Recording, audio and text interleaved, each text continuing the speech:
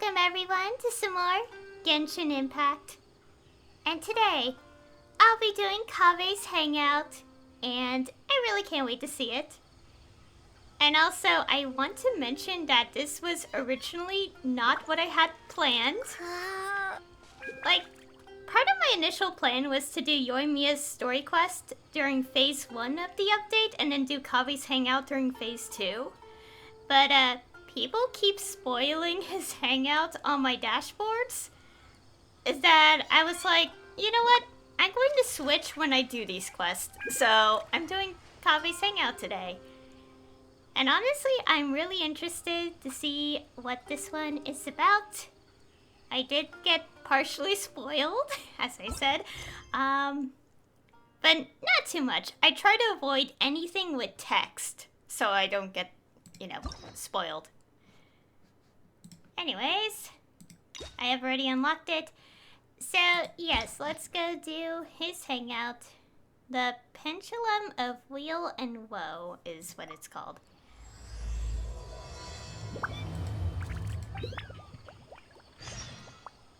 Okay. Oh, and also how I do these hangouts, I just pick whatever choice, like for the first time, until I get the ending.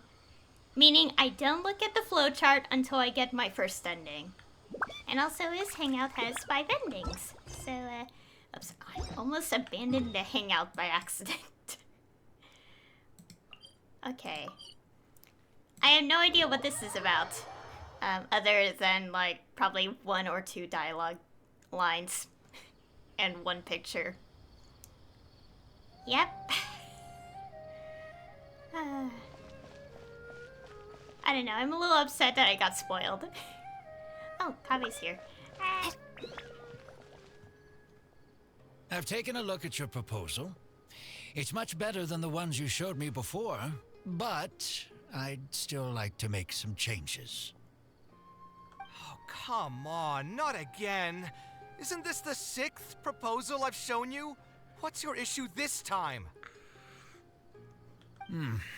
It's a bit hard to put into words, but the design still doesn't look quite right to me.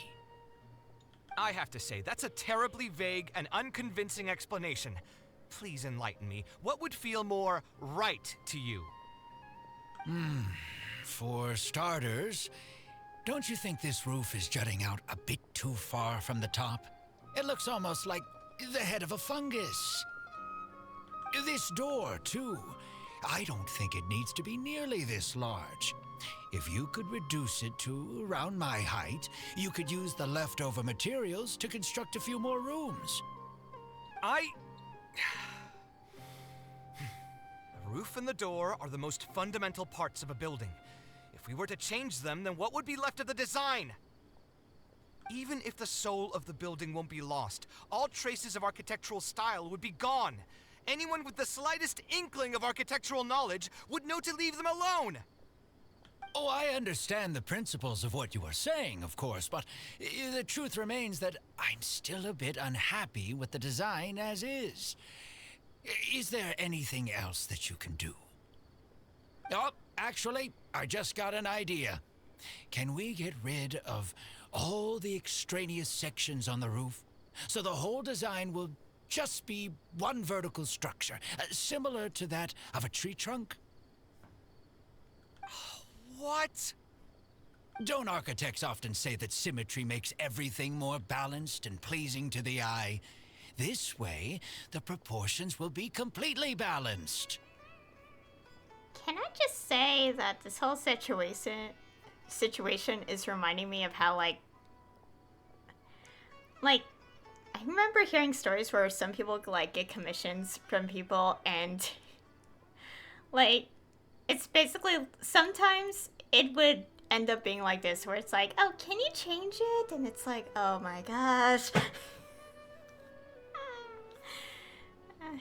Anyways.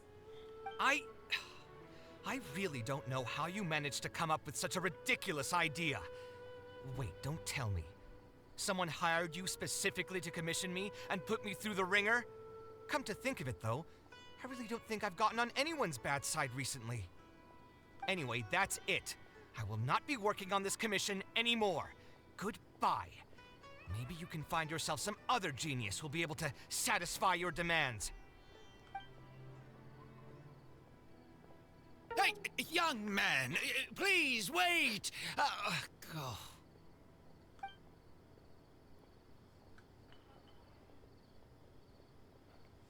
Kaveh looks like he's in a bad mood. I should go check up on him. Okay, that was the start. Okay. Okay, let's look for Kaveh.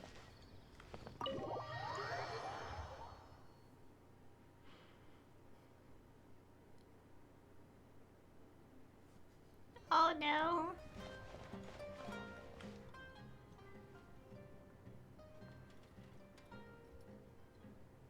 Taking this commission was truly the worst decision ever. Are you alright? Oh, hey. I wasn't expecting to run into you here. Actually, while we're on that, what are you doing here at the tavern? Don't listen to anyone who says that drinking is an elegant pastime. It's no good for your health. I followed you here, or I saw you arguing with someone just now. So you saw all that, did you? Ugh, I thought I was in the clear. I made sure to double check that nobody I knew was around. Anyway, thanks for looking out for me. Honestly, it wasn't that big of a deal. I'm used to it by now. Stress is just an inescapable part of being a working adult. Boss, I'll have a glass of wine, same as last time. Do you want something too? I'll put it on my tab. I'll have a glass of juice. Wine in a glass of juice, coming right up.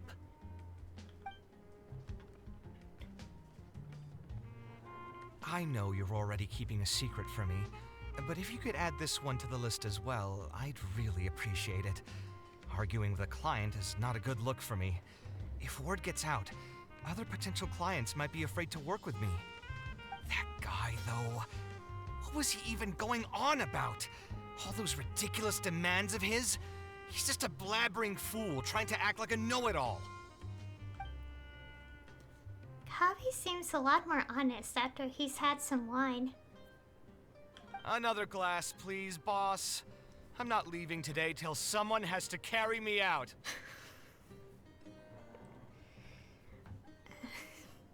You've got it, sir. I gotta say, though, it almost feels like you're saying that every other day now. It really is every other day that you'd run into a client who knows nothing about construction requirements or architectural style. If this was in the past, I'd never have gone through 6 whole drafts trying to accommodate the client's preferences. But perhaps getting used to this just means that I've grown numb to it. I've worked on so many projects since graduation, and none of them have been approved at the first pass. I would spend a lot of time altering my designs, and by the time the clients were finally satisfied, all my passion and enthusiasm would be gone. It feels like I'm straying further and further from my artistic vision with every change I have to make. I suppose, though, that just sticking to your guns and completely disregarding other people's feedback would also not be a good thing. All of this makes for a real paradox, one that particularly crops up in my work, too. In the end, what is the true meaning of art? Should I see it as a divine gift of inspiration from the gods, or an expression of the light of my own wisdom? Here's your drink. How are you already spouting nonsense after just one glass? Your tolerance is usually much better than that. Boss, what do you think is the meaning of art? The meaning of art? Really, my friend, who in Sumeru understands art better than you? Anyway, I don't know about art, but I do know that I'm interested in business, and some patrons are waiting to be served. So, you'll have to excuse me for now. Just holler if you need anything. What do you think, traveler? see our options. Okay. Art is something that resonates with the masses? Something that embodies the creator's efforts and dedication? I honestly have no idea. As an artist myself in real life, I'm not even sure which option. It's kind of hard to put into words, honestly. Let's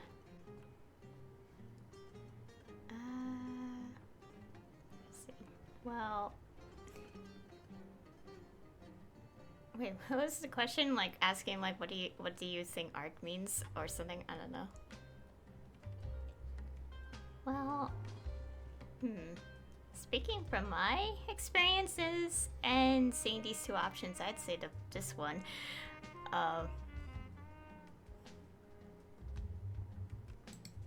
Exactly. So our thoughts on the meaning of art are rather similar. In Sumeru, and especially Sumeru of the past, the arts are not a popular discussion topic. Trying to talk about the arts is basically the key to killing any conversation. It's too bad that I'm not in my best form today. Otherwise, we could have talked about this for a little longer. Kaveh still looks dejected, and even the wine didn't help his mood. How can I help cheer him up? Maybe I should play it safe and just make a simple suggestion. I'll help you convince the client to come to your side, or let's do something else and clear your mind. Oh dear. If this is a branch, I have to choose.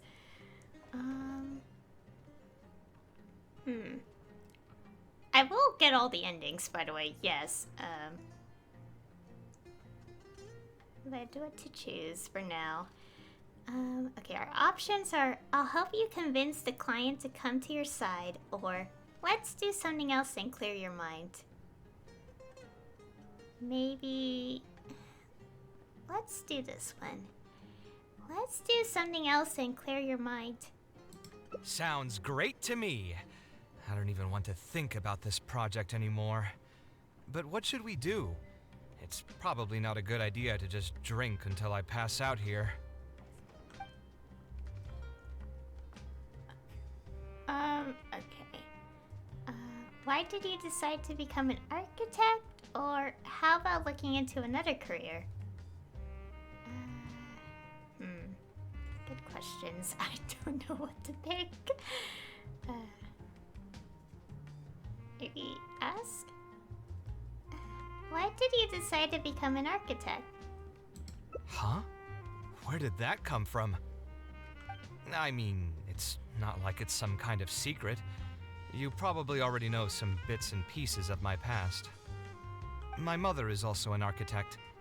I've always adored her drawings, and when I was young, I used to sit next to her and watch her bring all kinds of buildings to life on paper. You could say my interest in architecture just naturally grew with time. Would she be able to understand how you're feeling right now? Perhaps. In fact, I have also seen my mother argue with her clients, but she would always quickly find the motivation to return to her work. Unfortunately, I've barely had any contact with her since she remarried and moved abroad. Even if I wanted to ask her about her ability to stay positive after an argument, it would seem rude to barge into her life again over something as trivial as that. I did remember something else, though. When my mother left, she only carried some small personal luggage with her. She left most of the belongings in the house to me. At the time, she even told me that it would be great if I could learn a few lessons from her life experiences, so my life and career could go a little more smoothly. I hadn't quite come to grips with my emotions, and didn't really have it in me to go through any sentimental items, so I just packed anything with memories away in a box and haven't reopened it since. It's been a really long time. Now that so many years have passed, maybe I have finally developed the maturity I need to face those memories without losing my mind. Yeah, I should dig it out and take a look. Do you think I can come with you? Huh? Sorry, I've had too much to drink and wasn't thinking clearly. You're right. I should do these kinds of things with the support of a friend. Speaking of that, I can call you a friend now, right? Either way, thanks for reminding me that I can invite you to come along. Had I just gone back by myself, it would have looked like I'm deliberately trying to keep things from you. Ugh, thinking too hard about the words is giving me a headache, so I'll just give it to you straight. Thanks to your advice, I have decided to put my current projects on pause for now, and spend some time trying to rekindle the passion for my craft. If you want to stick around and see how this will turn out, you'll be sure to encounter some bits and pieces of my past. Do you think you'd find that too boring? I don't think so. All right, then let's head back together. I mean, you already know where I live. Who knew that the day would come when I too would have some friends over? Let me see. I should have tidied up the place before I left the house this morning. Alhaitham shouldn't be home now either. He's usually in the records room at this time of the day. Anyway, there's no more time for drinks. I'll go take care of the bill.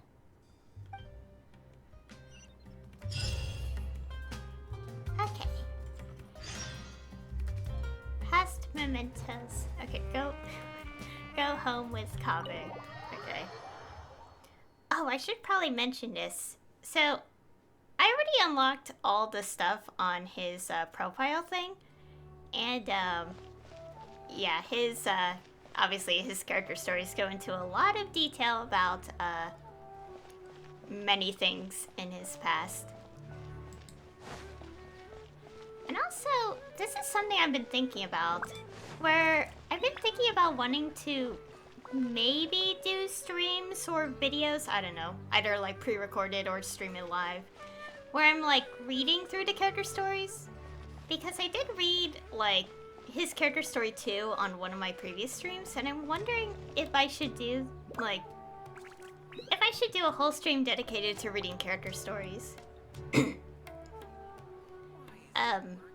It's just a thought I had because part of me is like interested in the idea, but I'm not sure if I want to completely go with the idea. Obviously I'll think on it a bit more.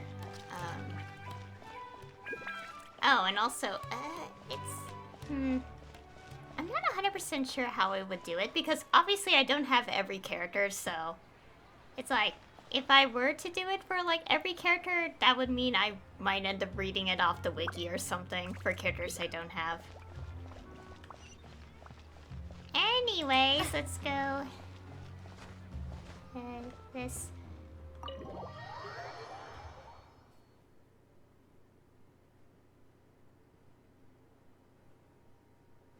Alhaitham isn't in, so feel free to sit wherever. I'll bring out the box.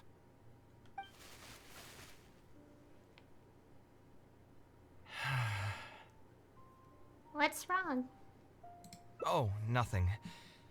I just didn't realize how much time had passed. The box is pretty dusty, which means it's already been a while since I've moved into this place, and many years since my mother moved to Fontaine. I'm happy for her. I hope she'll be able to find happiness there.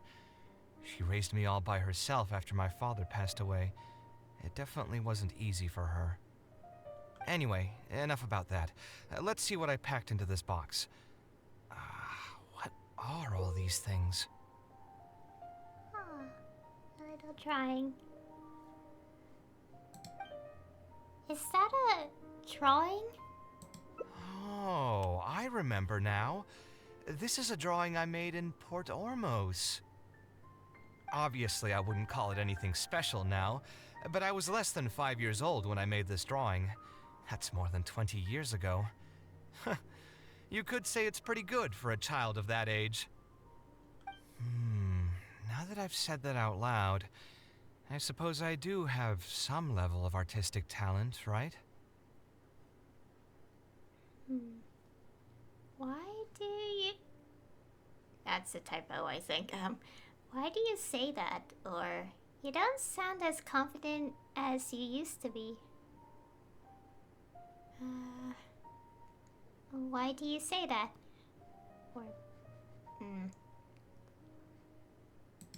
Criticism and self-doubt have always been a part of the artistic process. Without criticism, there can be no improvement. It's normal for me to question my abilities from time to time. I admit that I may have spent a little too long questioning myself this time around, but as you know, the heart tends to dwell on whatever it pleases. Anyway, never mind. The more I talk about it, the less confident I feel. Let's see what else we have in the box. Ah, my building blocks! It's been years since I've last seen these. When I was a kid, I used to stack them super high, and could even stabilize the tower to keep it from tumbling over. Oh, and this blueprint. I made it by copying my mother's sketch, and the aspect ratio was horrendous. It's still technically the first blueprint I made myself, though. I was super proud of myself when I finished it, and put it in the same pile as my mother's sketches, hoping she'd notice and compliment me for my good work. Unfortunately, my mother didn't realize that I had put it there. When she had a meeting with a client the next day, she handed my blueprint to him by mistake. The client was completely confused by this new blueprint, but apparently he felt too tongue-tied to question such a famous architect. It was only a few days later that he finally gathered up the courage to pay my mother a visit. He asked, "The door in this blueprint is even taller than the roof. Is this supposed to be part of the design?" and what happened after that? My mother took me with her to personally apologize to the client several times. She didn't scold me about it in private, though. Instead, she went over all the steps required to draw a good blueprint, and was very patient throughout the whole process. I still remember it like it was yesterday. Let's see, is there anything else left in this box? Huh. What was this again? A notebook with a lock? Ah, this is my mother's notebook. She used to write and sketch in it all the time. When I was a child, I used to be super fascinated by this notebook, and always pestered my mother to let me read it. After asking her a few times, she told me that I could read it as long as I could guess the password. Huh. Wonder why she didn't take this notebook with her. Did she leave it to me on purpose? You could open it and take a look. If only I could. I never managed to guess the password. Even after all those years? Hey, it's not a matter of time, it's a matter of inspiration. That's what we need to guess the password. Who knows? Maybe this time something will click in my head, and the answer will just present itself. Let me think. What could it be?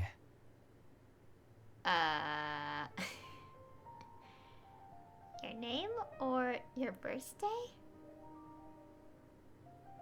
I have no idea what to guess.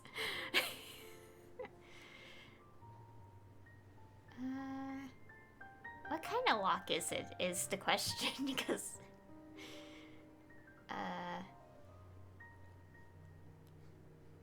I'm gonna guess, the bottom one. Your birthday?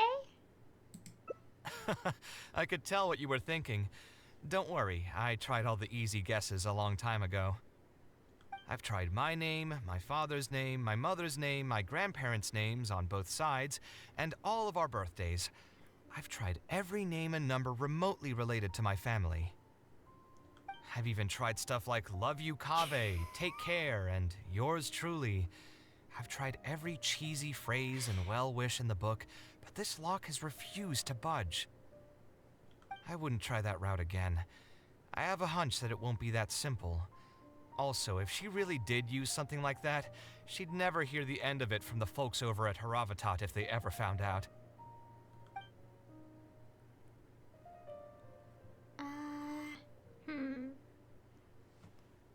Okay, it looks like this splits. I kind of want to pursue this. Okay, our options are we can try asking some of her old acquaintances, or then maybe we should just put it aside for now. I got my leg. Ow. It's sitting on my legs. I want to pursue this, I think. We can try asking some of her old acquaintances. So we could find someone who was close to my mother and see if they might know anything? I see what you're saying, but who should we talk to for that? My mother was never really the one to be social. My father was the one with more friends, but all those connections were severed when he died. Let me think. Is there still someone at the academia who would know my mother? Ah, actually, there is someone. Professor Zaha Hadi. Who is that? Huh, you've never really heard of her? She's a famous Gasharwar scholar and leading expert in formal garden design. My mother studied under her as a student many years ago. Professor Zaha Hadi published many works during her career, so I was able to learn a lot by studying her essays. If there's anyone who still remembers my mom, it'd be her. She's older now and is no longer teaching at the academia. But if I remember correctly, she spends most of her time around the Bimarstan area. Let's go take a look. We might run into her if we're lucky.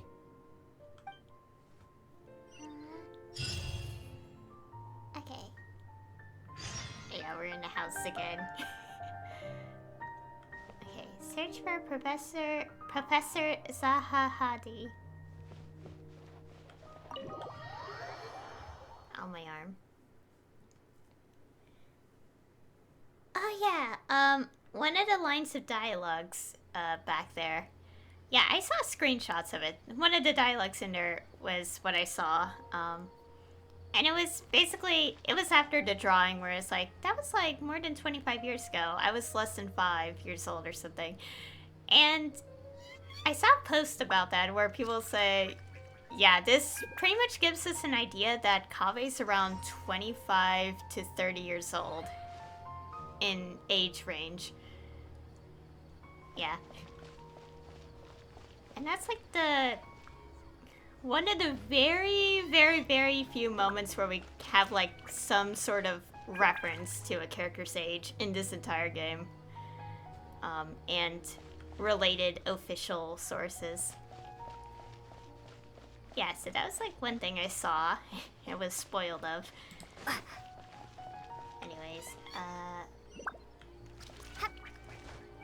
okay, let's go to the person.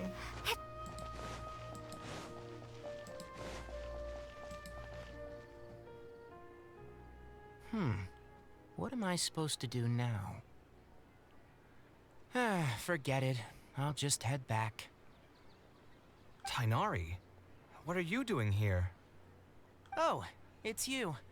Good to finally see you again. I came into the city to buy some experiment reagents, hoping to bring them back with me to Gandharvaville. But as soon as I got here, I noticed someone banging on Cyrus's door. You've all heard of Cyrus, right? He's an ex-sage and Cyno's adoptive father. I was thinking about going over to ask what's happening. That granny over there may appear old and frail, but her vocal cords certainly sound loud and healthy as ever. Granny? Yeah, she's just over there. You can go check out the situation yourselves in a moment. Kaveh, were you at the tavern? I had a quick drink or two. Can you still smell the alcohol? Drinking in broad daylight. Really? You want to pass out by the road and get run over by a sumpter beast like some mindless fungus, huh? And you, traveler? You didn't try to stop him?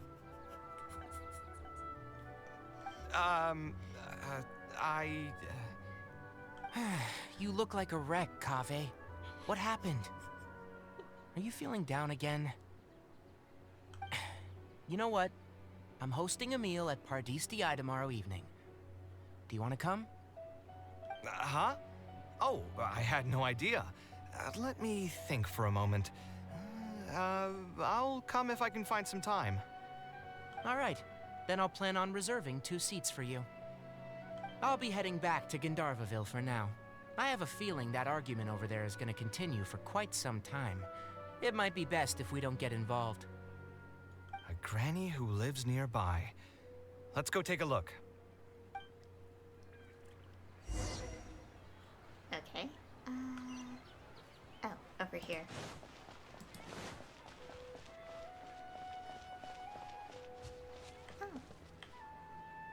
Ha!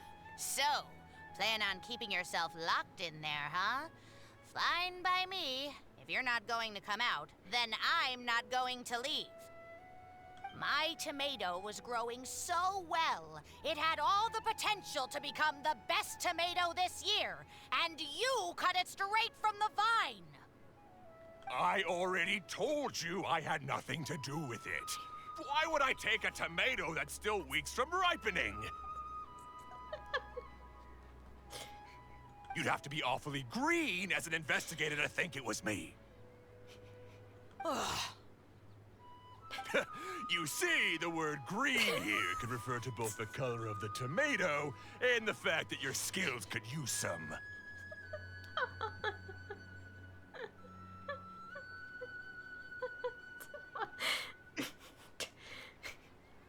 Enough nonsense! Just come out and face me, you coward! You're out of your mind. If I've actually done something wrong, then get a mantra and pull me out by force, why don't ya? Oh, why you? Don't tell me this is. Professor Zahahadi? And who are you? Oh, Kaveh. Fancy seeing you here. How long has it been? Come on, get over here and let the professor take a good look at you. Not bad, not bad. You've grown taller again. Professor, what's going on here? It's no big deal, really. A few of us old scholars got bored in our retirement and decided to put together a vegetable growing competition. At the end, whoever loses will have to go up on stage and do a performance for the winners. Which brings us to our current predicament. My tomato was sure to win until a certain someone decided they couldn't bear to lose. Hey, don't try to defame me in front of the kids. If we're airing out each other's dirty laundry now, then why don't we talk about you sneaking into Janat's garden the other night? Ahem! Lucky for you, seeing these youngsters come to pay their respects today has put me in a better mood. I'll let you off the hook, for now. Come on, let's go. We'll take our conversation elsewhere. He doesn't need to be a part of it. Yes, of course. Well, that was an entire conversation. Okay, let's go.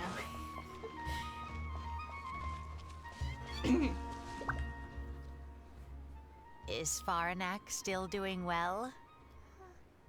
Yes, as far as I know. She left for Fontaine some time ago and started a new life for herself.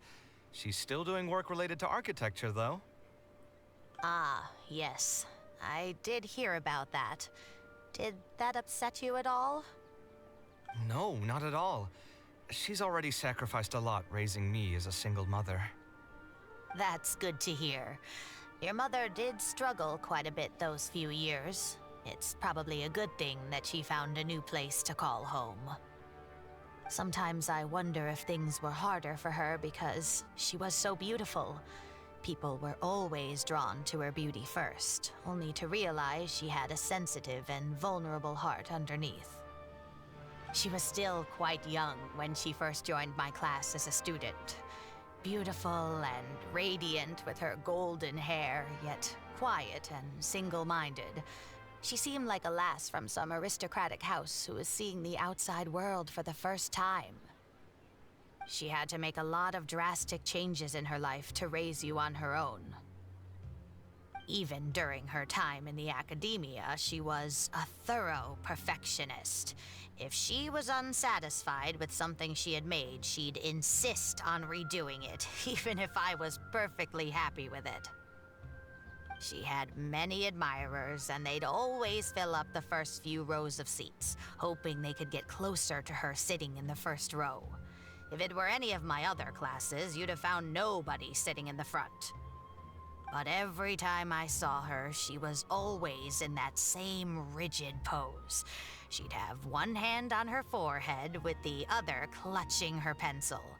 Her eyebrows would be knitted in a frown as she concentrated on the blueprint in front of her. I'm sure she had many difficult moments in her life. How did she cope with the stress?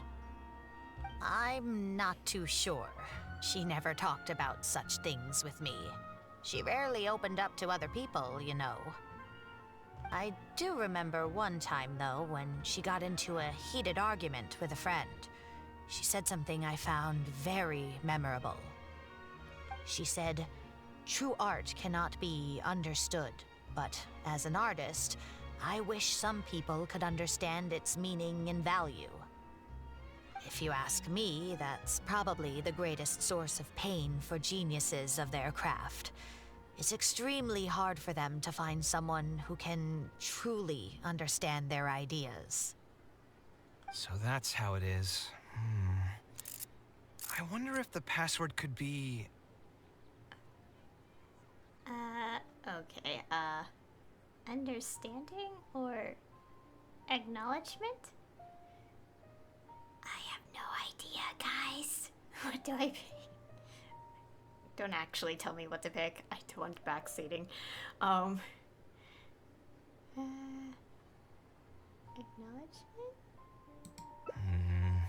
I tried both just now. Seems those aren't it either. What are you trying to do? My mother left her notebook to me, but it has a password and I haven't figured out what it is yet. I'm trying to learn more about her so I'd have a better chance at cracking the code. Thank you for all that you told us. It's the least I can do. Talking to youngsters like yourself makes me feel younger too. Honestly, looking at you now, I can see how much you resemble her. It's almost as if she's standing right in front of me again. Your personalities are quite alike too. You're both stubborn and both a little awkward. Of course, I'm sure the similarities are mostly superficial. But so long as you continue to harbor those traits, you'll find a lot of difficulties in your work. I've taught a lot of students over my career, and in my experience, very few genius architects of Ksharawar ever found happiness for themselves. They would know exactly what they want to express and fight for it tooth and nail, which inevitably led to arguments with their clients. Some clients would choose to respect the architect's vision or just let the argument go because of the architect's reputation, but those are the rare ones. When Faranak first graduated, she was getting into arguments with her clients nearly every single day. I think it only got a little better when she met your father. I see. But could he understand the designs my mother made? No, I think they were probably beyond him, too. But despite that, he still stayed next to her, listening to her joys and sharing in her sorrows. Faranak had many admirers, but she ended up choosing your father. His support probably played a part in that decision. So instead of understanding, perhaps all we need is just companionship. Maybe that's what she was trying to tell you? Huh. It worked. Oh, was that the right password? Yes! Then you should be on your way, child.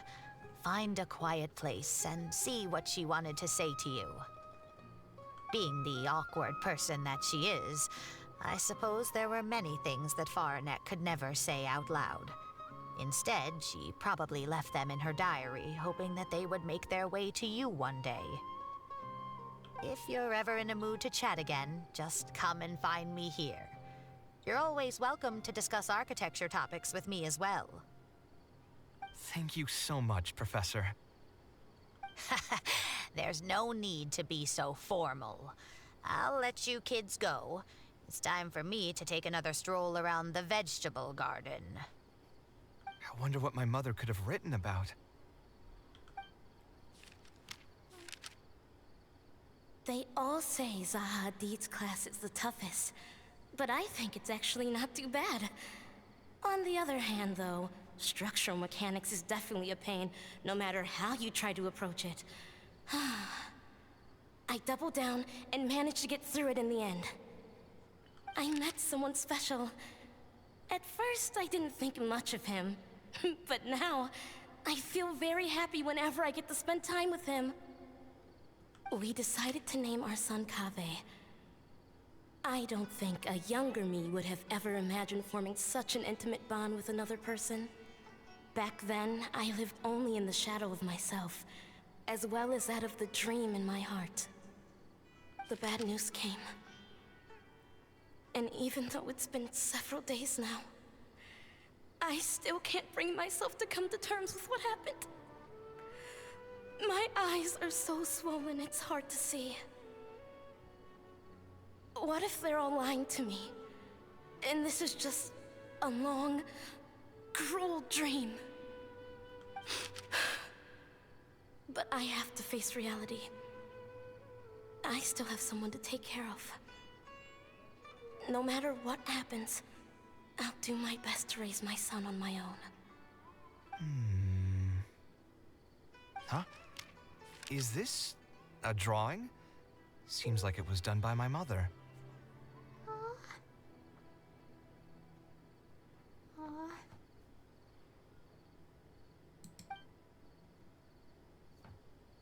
This blonde man was probably my father, but who are the other people in the picture? Huh? Why do a few of them look somewhat familiar? Yeah, they do seem familiar. From the dates in the notebook, she probably drew this more than 30 years ago. I hadn't even been born yet. Maybe we were thinking too much. Oh, there are a few lines written in the diary about this as well. The one who invited us to the gathering is a talkative woman. Including us, 3 couples showed up. There was also a person who came alone. The talkative woman introduced everyone to each other. She spoke really quickly, so I couldn't quite catch everything she said. But I also didn't feel like asking her to repeat herself. My husband seems to be friends with the man with long ears. I couldn't really join their conversation, so I've resigned myself to sitting in a corner and drawing in my notebook. I don't think I'd be able to become friends with any of these people, especially that stiff-looking couple. That man is certainly very handsome, but he would constantly alternate between disjointed and serious ways of talking. His wife is a bit more bearable. We were not acquainted with each other to begin with, and I doubt we'll see each other again after this gathering. The ambiance of this gathering is surprisingly pleasant, however. Talking to people can allow us to find some peace after a long day. Maybe my son will also partake in these gatherings in the future. I hope he'll be able to make many friends. Who would have thought my mother used to attend that kind of thing? It seems she was only good at talking about her own work, and found it difficult to join into other conversations. As a result, she often kept to herself and would be off to the side, drawing. There's more written on the back. Oh, it seems like it was written to me. Kaveh. I was both overjoyed and distressed when I learned of your decision to continue your studies in Kasharwar.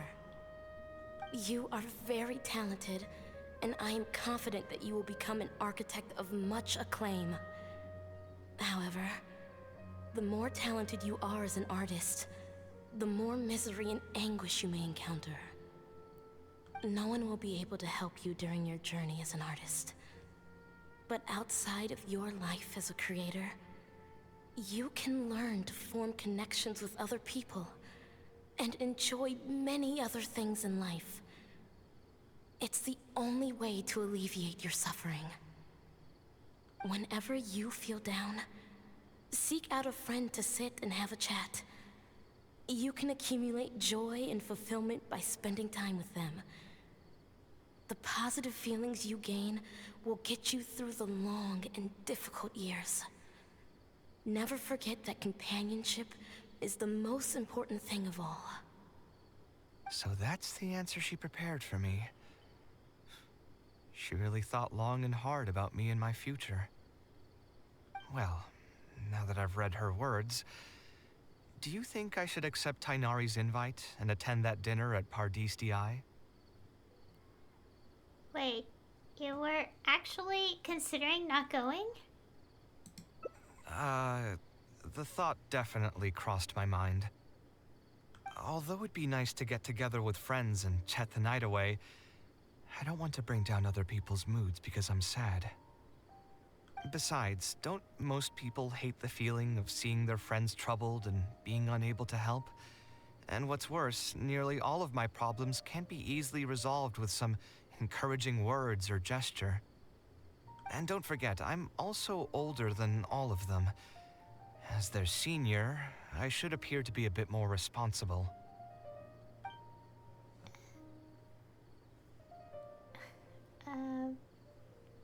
But Tainari saw right through you. It's normal for friends to take care of each other. Oops.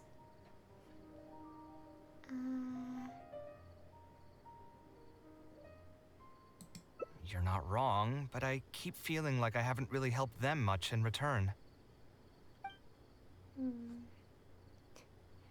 It's always fun to have you around, Kaveh. Wait, do you mean it? You're not making fun of me, are you? I've gotten so used to sarcasm that I can't tell what's genuinely a compliment anymore. Wait, by fun, did you mean... You know what? I'm not going to overthink it. I'll see you tomorrow at Pardis Di.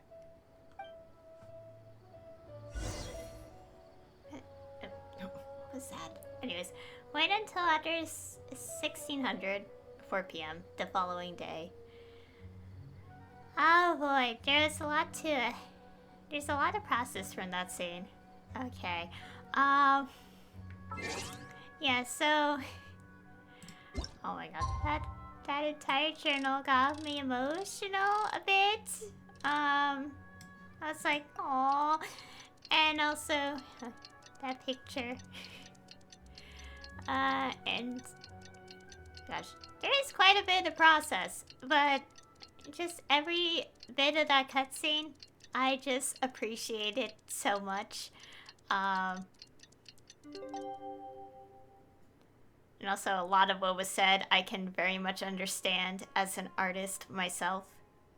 Mostly with digital drawings and sometimes traditional drawings, not like designing actual like physical like objects or anything. Oh,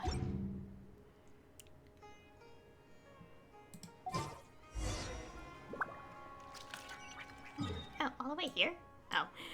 Oh, and also, yeah, that, also the line confirming that Kaveh is older than, Alhaitham, Sino, and Tainari. Oh yeah, also, I mean, I could check it now, or just show later, or not at all, but like, in Character Story 5 for Kaveh, which, talks about, like, his situation between him and Alhaitham, one, you know what, it's easier to show you guys. I'll just show it to you guys now, before I forget. Where's the line? Where is it? Okay, where? Oh yeah, so 2 years his junior, right here, yeah. So, pretty much confirmed that Alhaitham is like 2 years younger than him. I know I saw some comments where people are like, no, it's not talking about physical age, but I will say, no one says that about like university years or school years or anything, so yeah. Anyways, I just wanted to get that off my, I guess my mind? I don't know. Anyways.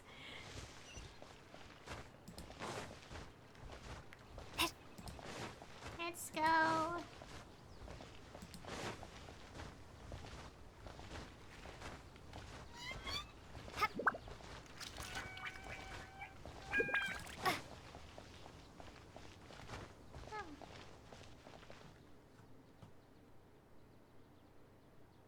Alhaitham also got my invite, right?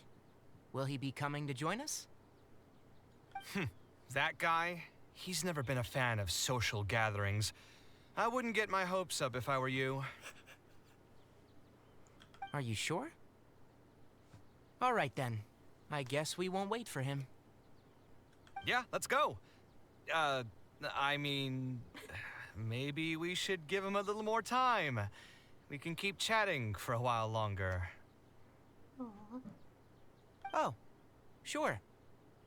You still haven't told me, what's the occasion for getting us together here at Pardis DI? We're celebrating the end of the first phase of Kale's studies. I wanted to thank you all for the help you've given her along the way. Then where's Kale? She said she wanted to show everyone a bit of what she's learned, so she's still doing some last-minute prep at home. She'll be here shortly. Anyway, let's get started. To tell you the truth, I'm actually not so confident that the second phase will go as well as the first. The curriculum will become a lot more involved, and I'm worried that she won't be able to get through all of it. I was hoping we could brainstorm about it together before she gets here. I knew this wouldn't be just a simple free dinner. Is that why you also invited Alhaitham? Yes, I thought it would be good if we could all put our heads together about this. Anyway, let's take a quick trip down memory lane. What did you guys do when you ran into a problem that you didn't know how to solve? Or got assigned a project that you knew you weren't gonna finish on time? Never happened to me. I'd just pull another all-nighter. You two are hopeless. Does anyone have a more useful answer to the question?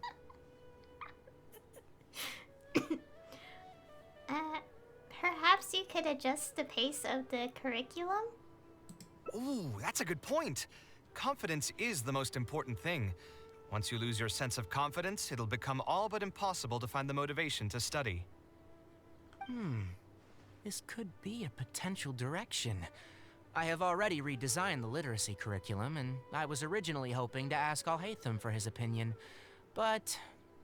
It's very simple. Instead of focusing on the amount of material you would like to teach, focus on the amount the student would be able to remember. Wow, you actually showed up. I could probably count the number of times you've actually come to gatherings like this on just one hand.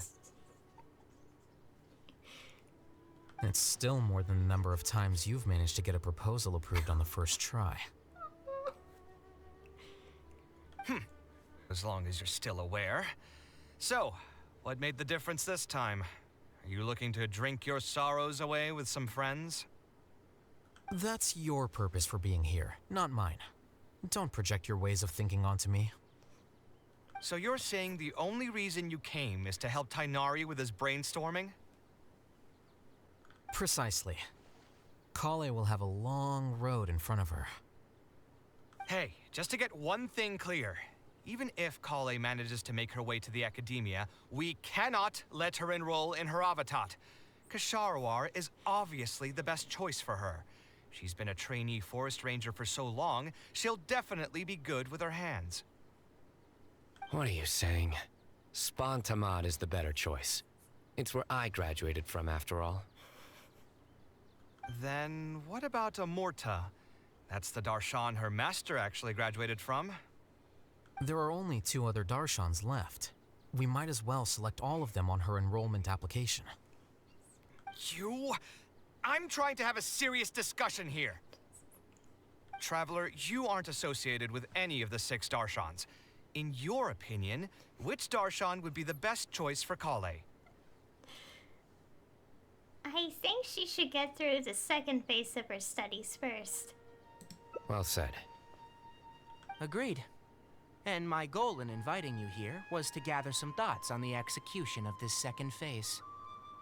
Phase 2 far exceeds Phase 1 in both curriculum complexity and the speed of instruction. I hope Kale has prepared herself for what is coming. Hey, what are you thinking now? Please don't tell me you're planning on lending her those abstruse books from your home library. Actually, I was thinking about lending her a professions guide. I'll make sure to write, "Don't become an architect" on the front page of that. But don't you love your job, Kaveh? You're right. I can't deny that. Is there another phase after phase 2? What's the ultimate goal of all of this? Are we trying to prepare her for a job in the academia? We don't need to think that far ahead. Hold that thought, though. I think my vegetables are done.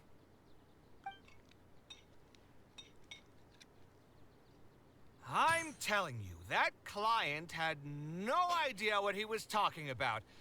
No matter what I did, he had something bad to say about it. Kaveh sure gets drunk fast. Have you considered finding another client? Ah, they're all the same. I haven't had a good night's sleep for months now. Who do they think they are, ordering me to alter my design over and over again just because they have some mora? It's too late now to change careers. You might as well try to find some joy in the pain. Besides, you'll be getting up in the middle of the night to make edits to your own design even when the client doesn't request it. No. That's not true. Cheer up, Kaveh. I'll tell you a new joke. We'll save that for the end, Sino. You can keep it to yourself until then.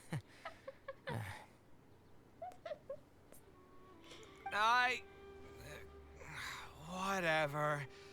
I'm not going to use my brain anymore. Let's drink tonight to our heart's content.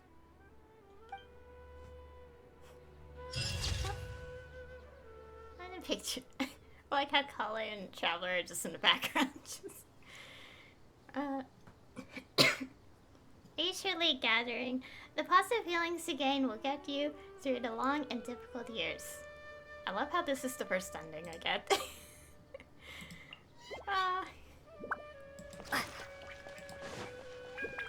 Oh, that was lovely.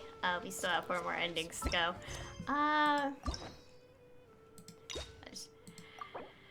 Okay, Breeze keeps like kind of laughing in the background during some moments. Okay, let's see. Oh boy. Okay. Okay, so this one is when we put the notebook aside, I'm guessing, and then keep looking at the stuff. Okay. Anyways, that was an ending. I enjoyed that. I guess, Okay. Okay, so obviously we have 3 branches. I feel like I want to get through this one first. Wait, how did... Yeah, we have like... Okay, I think I have an idea. So I'm gonna go to this one next. And then try to see if I could go to this one. I have no idea how to do this one. And then, okay, I have an idea for this one, I think. Or, whichever. Maybe we'll end up going to the top branch next. I actually have no idea. Okay, I'm trying to figure this out because obviously I'm doing all the endings. It's more like, which one should I do next? Okay. I think we'll do this one next. Okay. Anyways. Okay. Okay, so if I'm right, the choice here is going to be when, okay, so basically I pursued for, like, you know, checking the diary, and, So I guess like choosing the option not to pursue it or like look into it is the way to go. Okay, I need to breathe a little bit.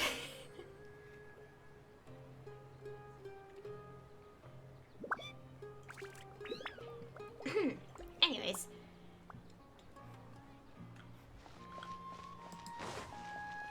Oh yeah, I just remembered. The little bit of the dialogue where it's like, do not enroll Kale into Haravatat. That's how it's pronounced, right?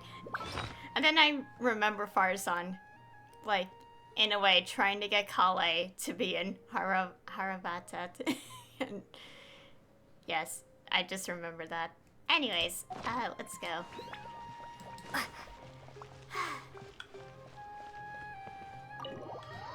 Gosh, my legs. Oh yeah, I'll skip dialogue until we get to the different stuff. Alhaitham isn't in, so... Okay. I just skipped to what's different. Oh, nothing. I just didn't realize how much time had passed. I'm happy for her. Anyway, enough about that. Let's see what I packed into this box.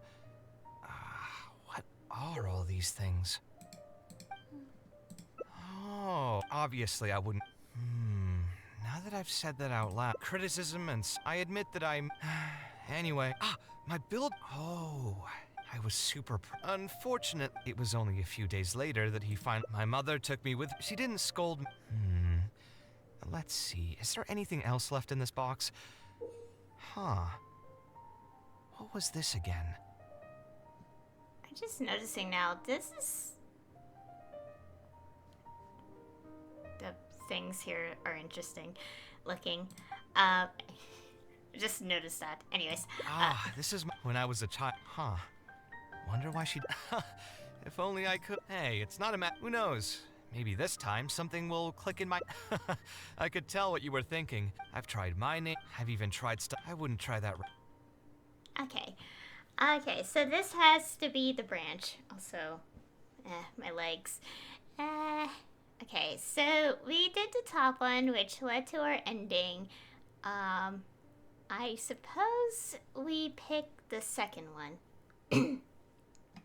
Because the branch, so... then maybe we should just put it aside for now. I think. Yeah, you're right. Although I was hoping to find some words of wisdom from my mother, if I stop and think about it, her words may not be the advice that I need to hear right at this moment. Everyone's life journey is different. Traveler, you've visited many lands and met many people, so I'm sure you've run into situations where some advice wasn't exactly suitable for the situation at hand. I just got an idea though. If I want to rekindle the creative passion that I had before, instead of trying to unlock an old notebook, why don't I take a walk around the parts of town that had changed my life? What do you think? Sounds good to me. I'm glad you agree. Then let's start by taking a quick stroll around the academia. Okay, and we're in the other branch. Let's see. Yep, we're down here. Ow, my eyes. Ow. Okay, let's see how this branch goes. I'm also noticing that the temperature in my room is slightly uncomfortable. And it doesn't help that it's near the end of May and it's gonna get hotter, temperature-wise, pretty soon. Fun! Go to the House of Dana is our destination.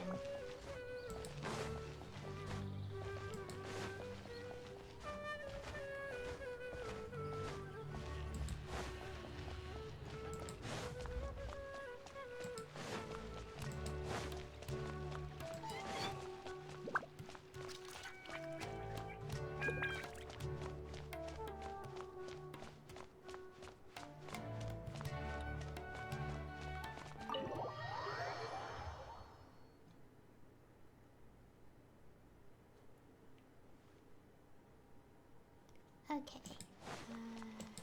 We go over here, I guess.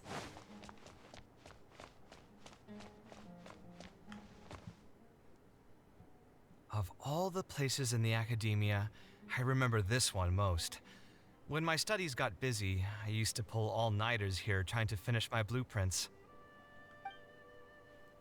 You sound like you almost miss it. Who doesn't miss their time at the academia? Life was a lot simpler then, and we all had far less troubles. I created many designs that I thought were beautiful in the House of Dana. I drew whatever came to mind, since I didn't have to care about budget constraints or turning them into reality. Why did you like to draw in the House of Dana? If I had to give a reason, it'd probably be because I like the ambiance here. The academia also had a rule that allowed scholars to annotate any physical books they came across. As a result, the books here are chock full of scholars' wisdom across many generations.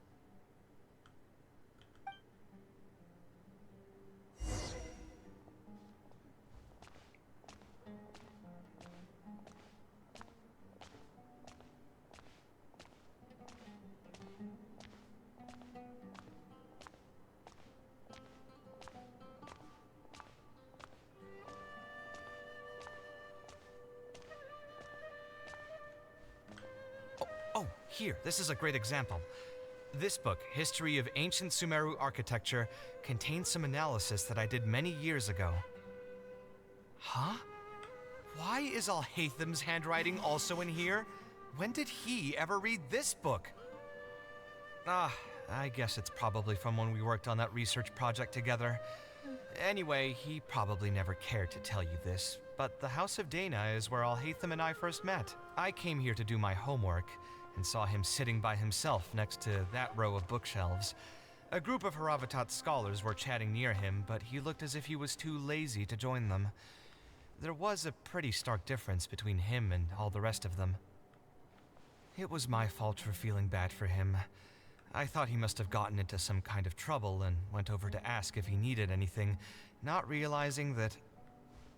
Not realizing that you were in fact the one in a whole heap of trouble?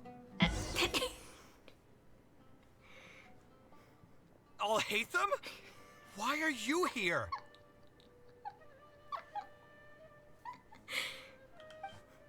The House of Dana is a public space. Anyone can come here, no? But shouldn't you be at the records room at this hour? You're not here to watch me make a fool of myself, are you? You think I would derive amusement from watching you fall into depression over your life's various troubles? If that's the case, then I suppose I must have been entertaining myself for years. I came here to pick up a few files. If your voice hadn't managed to get through my soundproof earpieces, I probably wouldn't have noticed you. All right. I admit I was probably overreacting just now.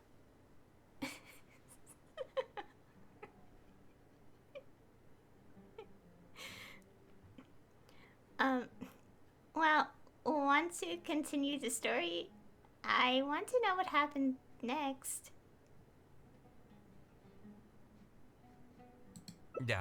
Probably not when he's right here with us. As his senior, I shouldn't try to tarnish his reputation. There was nothing embarrassing or shameful about it.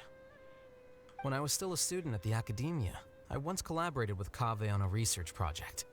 A collaboration is usually beneficial for all parties, but due to issues with our personalities, we ended up going our separate ways before completing the project. We had a number of differences, and they remain unresolved even today. But there's no point going into that right now. The more important question is, why are you at the House of Dana? Kaveh's feeling a little... As a senior scholar, isn't it my responsibility to offer my friend a quick tour and explanation of the academia's architecture? I see. Then let me guess. Your next stop will be the pavilions around Razan Garden? Our famed architect sure loves showing off that corner to all his friends. Oh, and Kaveh, a lot of the books you annotated have been moved to the innermost section of that bookshelf over there. You'll have to dig them out yourself if you need to find them. Huh? But why would you know that? Don't tell me you finally had an epiphany and realized that there's great virtue in respecting your elders' work.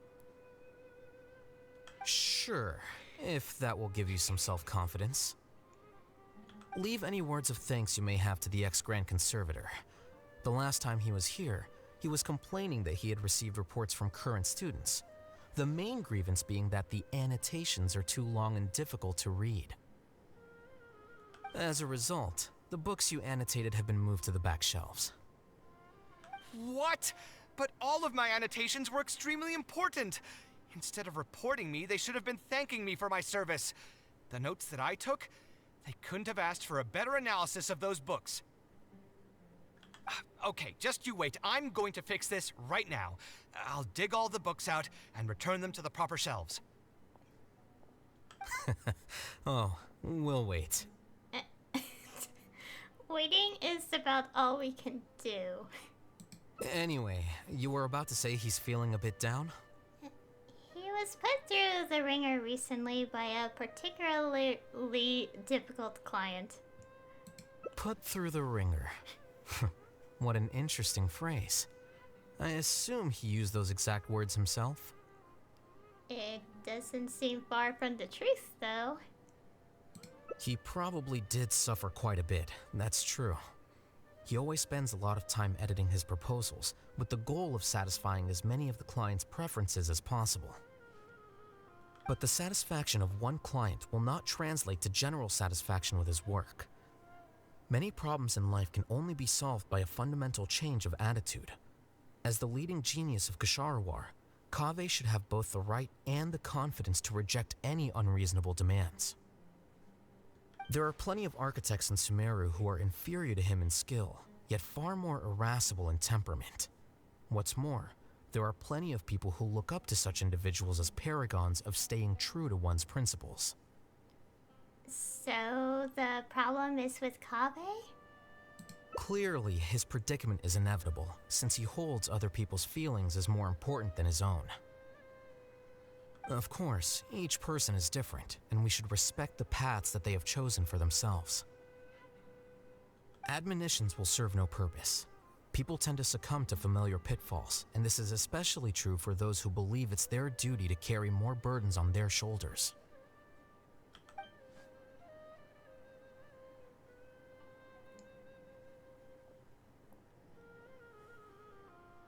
Looks like you were having an enjoyable chat while I was gone.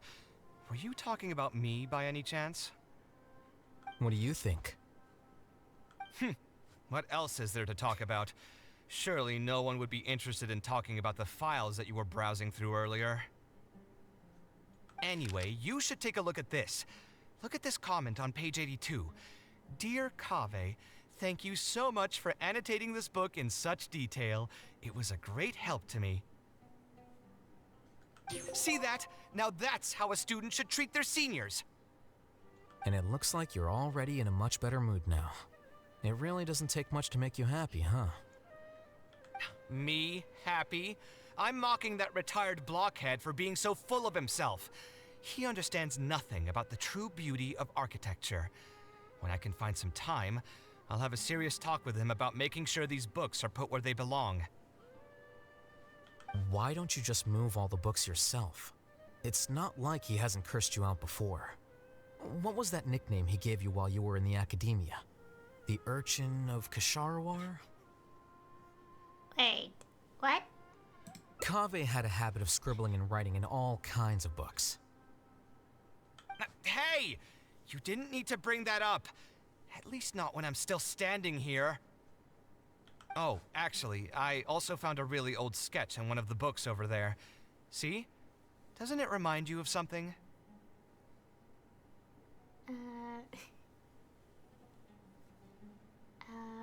An arch bridge? I don't really get it. Huh? Don't tell me even you don't get it. Don't ask me. This is the time you specifically put aside to brag about yourself. Feel free to hoard all the spotlight you want. You... In that case, allow me to explain. Although this sketch is a little abstract, you can plainly see from the road plans that this was an original concept for the expansion of Port Ormos. We can also plainly see that the designer was a huge fan of this project. It's the project he loves to talk about the most, second to the Palace of Alcazarzaray. If I don't keep bringing up the neat projects that I've done, how would anyone know that I was the one who did them in the first place? There shouldn't be any complaints about Port Ormos. If I remember correctly, the construction process was very smooth, everything was made ready ahead of time, and there were very few safety concerns. There are indeed no records of any complaints about this project. A most impressive achievement. See? What did I tell you? Come on, let's take a stroll through Port Ormos next. I'll tell you all about the designs I made for the place. Are you going to come too, Alhaitham? No need. It's almost time to clock out for the day, and I don't intend on bringing any unfinished work home. Suit yourself. It's not like you know how to appreciate artistry anyway. Let's go, traveler. I'll take you to Port Ormos. Okay. Oh. What's this? Almanac of Avidia Forest's Avians. The almanac contains information on all kinds of avian species in the Avidia Forest, with notes on their natural behavior and conservation status. A number of corrections have been made to the listed figures. Judging from the handwriting, they must have been pretty recent.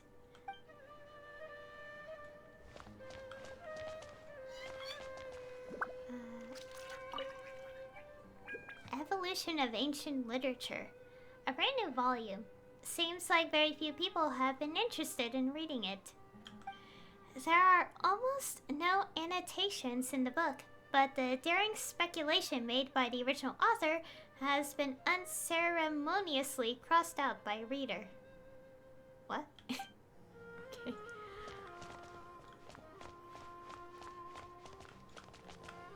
Oh, that is very small text. Graphical illustrations of ancient architecture. Upon opening the book, you are greeted by a series of beautiful illustrations. Next to the lovely images are some notes in equally gorgeous handwriting. The commentary is extremely thorough and appears to be even more professional than the book's original contents. Ah! Achievement. I had a feeling because I saw the glowy spots and it was like, if I check these, it's probably an achievement. Anyways, let's go to Port Ormos.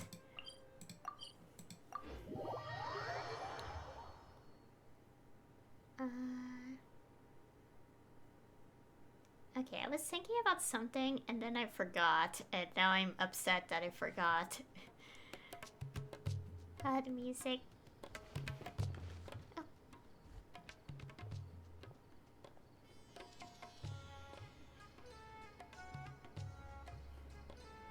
Port Ormos. Did you design one of the buildings here? No, I didn't design any one specific building. Most of my work here concerned structural renovation. Port Ormos had already existed since I was still a young child. It wasn't as large as it is now, though. It only came to its current size after a sizable expansion. I was part of that project. The arch bridge over there, for example, that was one of my designs. How did you come up with the idea for it? When I was first tasked with the project, I decided to reference the growth patterns of nearby trees to split Port Ormos into 2 levels. My goal was to improve the overall utilization of space. We ran into a lot of issues during construction, but thankfully, we were still able to achieve the original vision. Residents can now behold all the ships entering and leaving the harbor from the vantage point of the bridge, while visitors can recognize the site of Port Ormos from a long ways away. I was still young and new to the trade back then. I could hardly believe that an idea in my head could become reality and remain in the world for many years to come. The true cornerstone of the creative process. The point about the design that will be ultimately used to judge its true worth. It was the first time that it became crystal clear in my mind. Once built, a building will continue to stand. Countless people will see it, and countless more will step inside it. Its final worth, whether it's good or bad, will be assessed by the countless generations of people that interact with the building during their lives.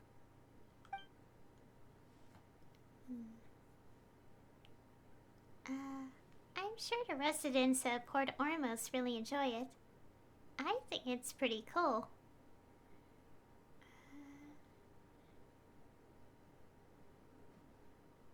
I like both of these options, but what do I pick?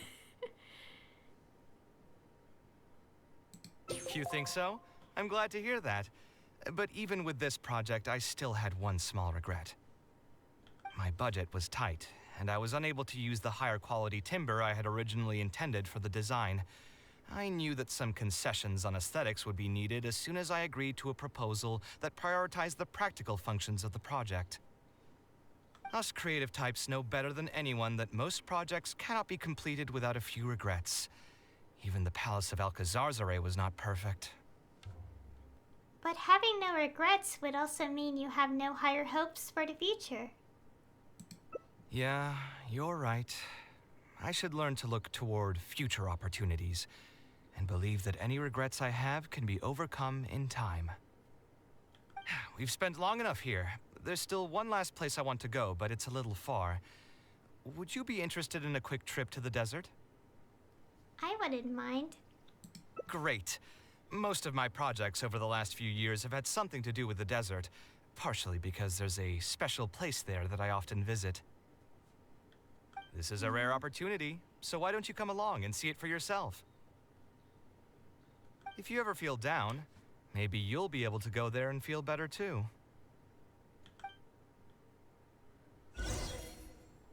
Okay. The desert. Also, hopefully I don't have internet issues. It's kind of weird because if I did, the entire game would kind of temporarily crash. It didn't, so it's just my internet being stupid for some reason with OBS. Oh. Going to this, place.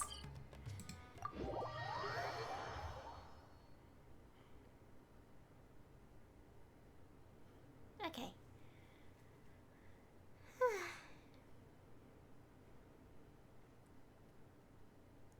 Come on, game, load! Load! Please. Who would have thought that so many primal constructs could have congregated here while I was gone? We won't be able to sit and talk peacefully with these guys around. Let's clear the area.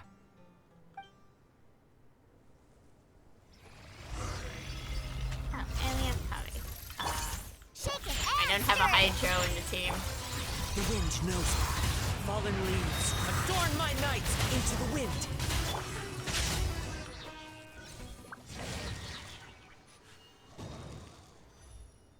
Isn't this place great? I often come here to clear my mind when I'm dealing with a difficult situation. You know what I mean. Everyone finds themselves in frustrating situations once in a while. Just take me as an example. My family life got shaken up quite a bit when I was young.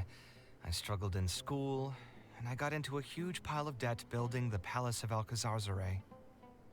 Although Alhaitham thinks that it's because of my personality that I continue to live in the shadow of the past, I think it's also just a part of life. Plus, if I look back, I've honestly had my fair share of good luck as well. You could probably say I've followed in the path of my mother. Like her, I've gained a name for myself as an architect, built something that's seen as my magnum opus, and found many projects that others have entrusted to me to finish. You also haven't completely lost your passion for life. Life is too boring when you live with no enthusiasm and passion. Only those who believe in the inherent meaning of it can capture the small nuances of everyday life and turn them into inspiration for beautiful designs. Of course, I will concede that loving something also means taking it to heart. So to an extent, caring is also a source of pain. If I didn't love my work, I wouldn't be so torn up about it all the time. But still, isn't this place beautiful? Despite the erosion from the winds and changing seasons, you can still perceive its past beauty and glory. With different landforms come different architectural styles. The desert's history has left it with few records regarding its buildings, so I often visit the desert to investigate things in person.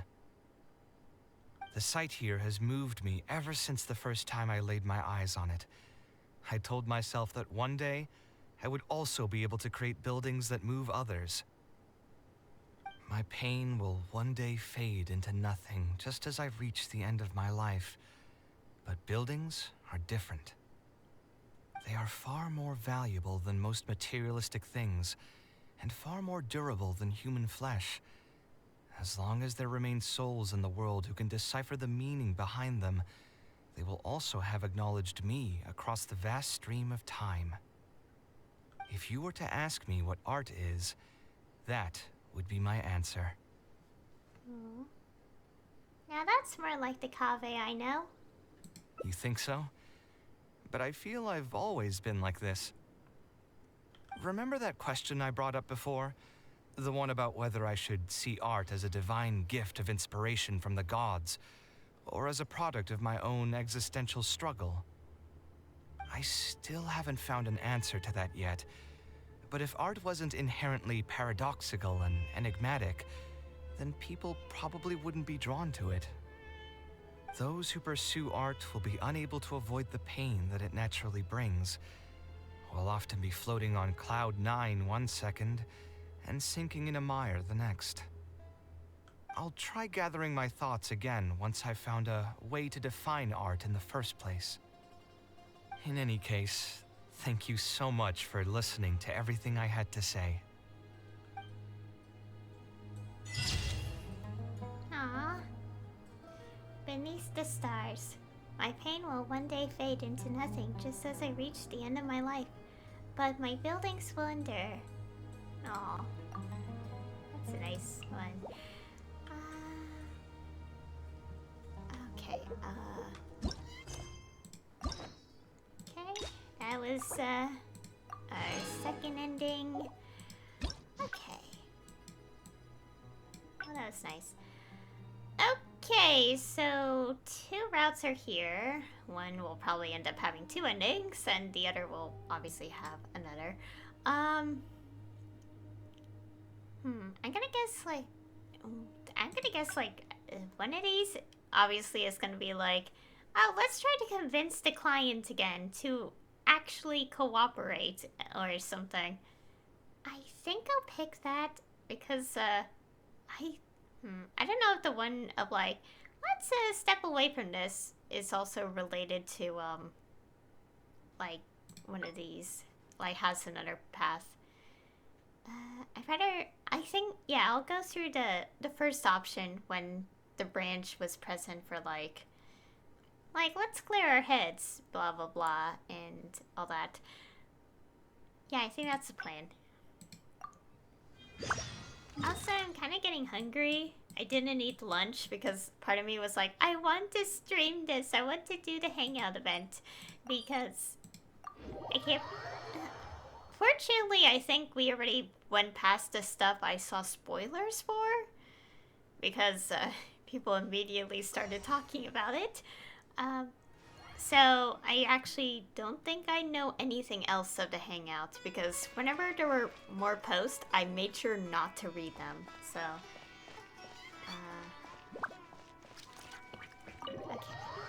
okay.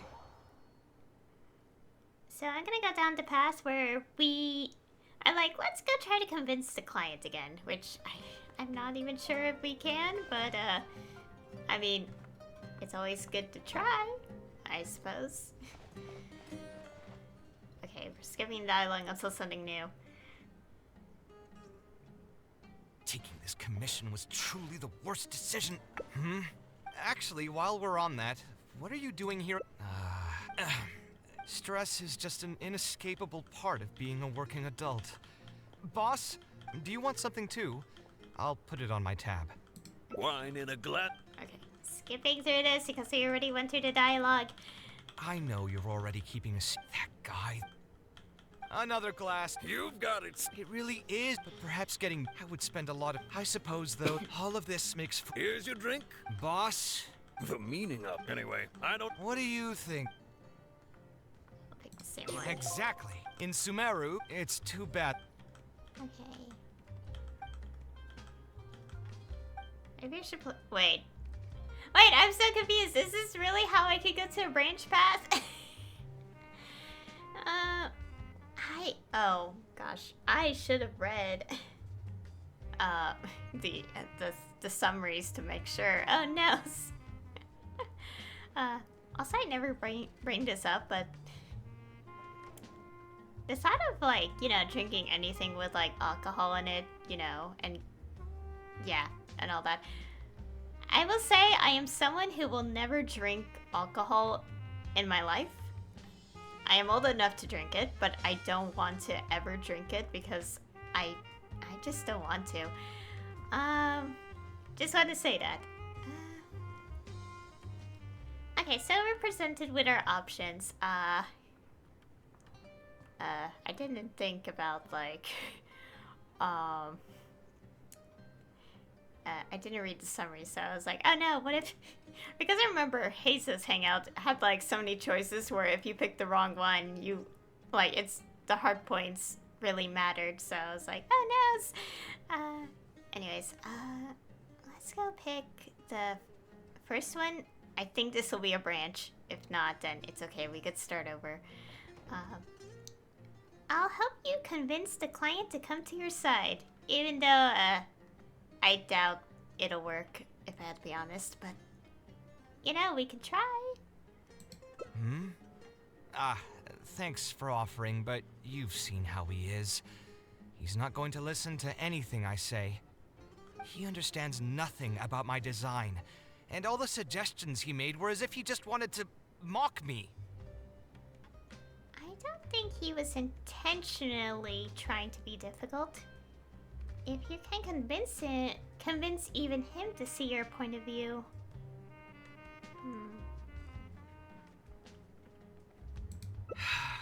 You mean, if I managed to get him to see things my way, then this project would also gain recognition from many people?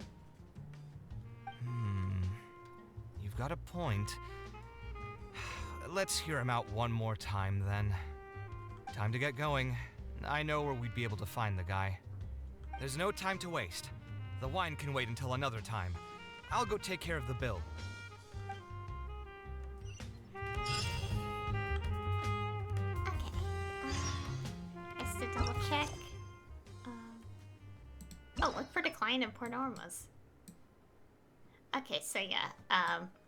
The other path is for the within the choices of let's ignore the issue for now and try to clear the mind and all that. Okay.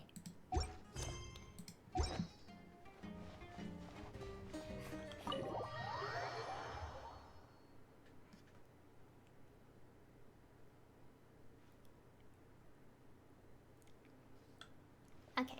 Wait, why didn't I just teleport? Okay, so near this point.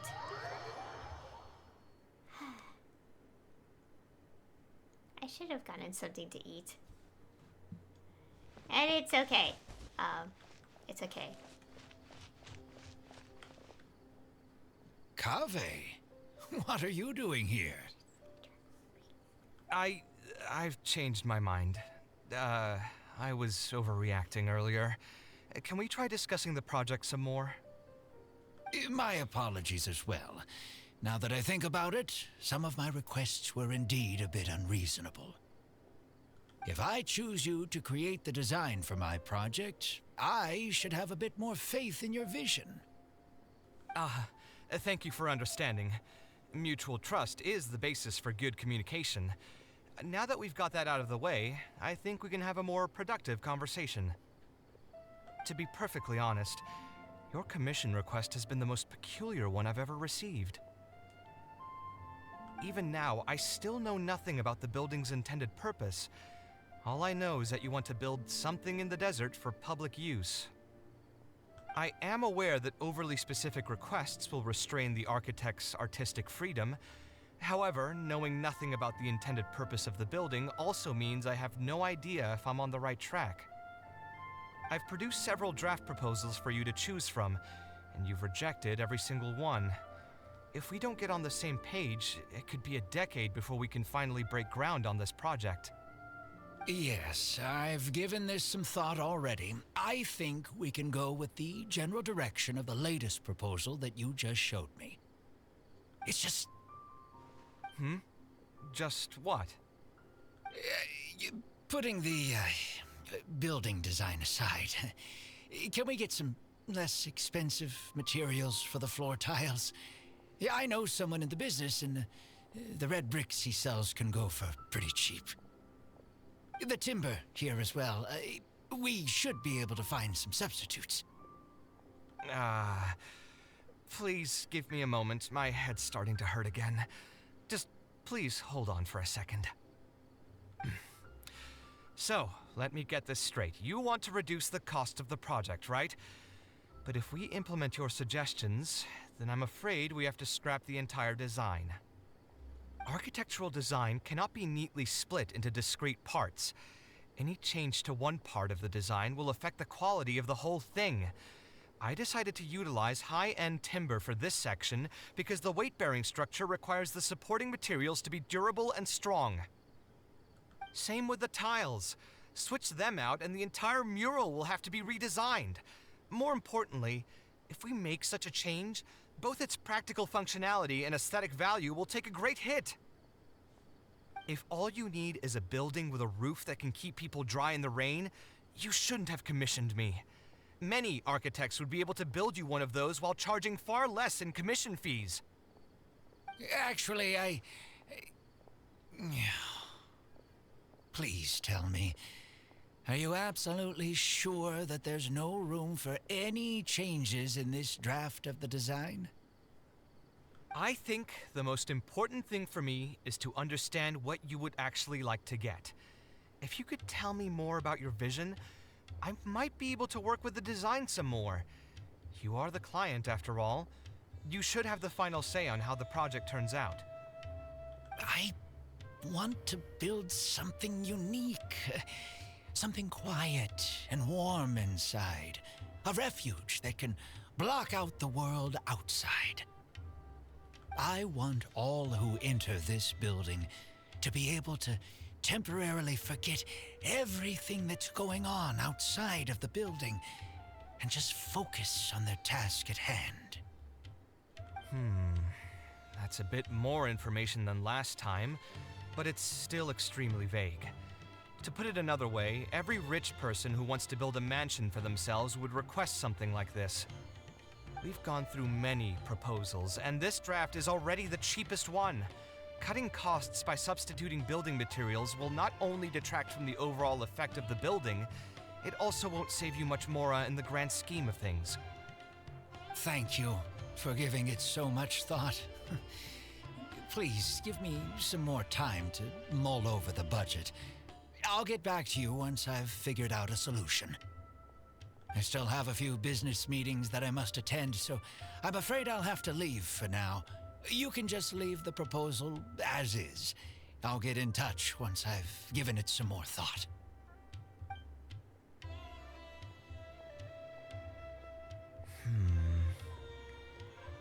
Why do I feel like he's hiding something?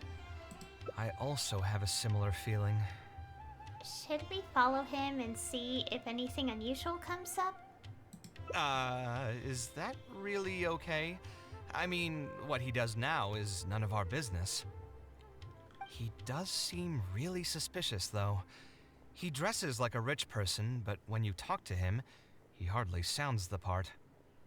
He sounds super frugal, too. That's actually pretty common. Not all rich people are spendthrifts. Many are just, as if not more, stingy than him. The more Mora some people have, the more they love interfering with people's lives. Like constantly reminding you to pay back your debts, or hinting every other day that it's time for you to pay rent. Actually, now that I think about it, I'm not even sure this person really wants to work on this project with me. Putting his vague requests aside, he's still finding excuses to procrastinate even when we've decided on a plan. Who knows how long construction will take if he keeps delaying things like this? We should find him again and get some clearer answers. The sooner we can break ground on this, the better.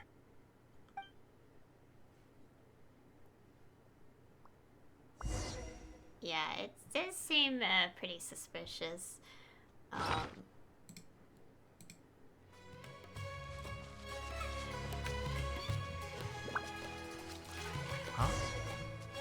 Where did he go?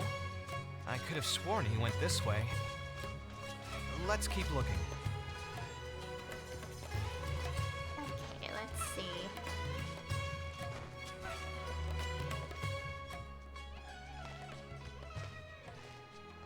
Huh. Oh, hey, look! Isn't that Badawi? It sure looks like him, but he's dressed completely different now. What is he up to? Didn't I tell you before? I'm not looking for more workers. Plus, aren't you a bit old for physical labor? If something happens to you, I won't be able to pay for it. Oh, you won't have to worry about that. I grew up as an Eremite mercenary and worked in the desert my entire life. My body's still in great shape. I don't have many talents, but I still have my muscle. If you need someone to unload goods or drive away sumpter beasts, I'm your man. You used to be an Eremite mercenary? I know there are a lot of bad apples in our ranks, but most are just trying to make a living.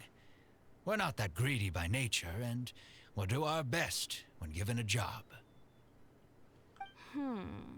Let me think. I'm sorry, but I still can't take you in. I don't have any open positions right now, and don't have the Mora for anything more. How about this? Why don't you try your luck somewhere else? Okay.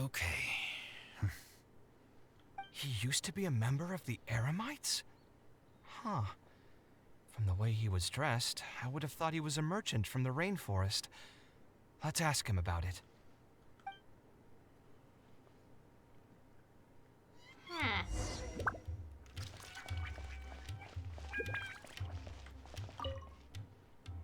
We meet again. Huh? Why are you guys here? That's what we wanted to ask you. Who are you? Why did you dress up like a merchant to talk to me about our project? There's no need for us to continue this project if you still want to keep hiding things from us. I don't work with individuals I can't trust. Believe me, I didn't have any bad intentions. It's just... All right, there's no point hiding anything anymore. The building I'm trying to commission you for is not really a personal residence for me, but rather a library for children living in the desert. A library? Funded entirely by yourself? Shouldn't this be the responsibility of the academia?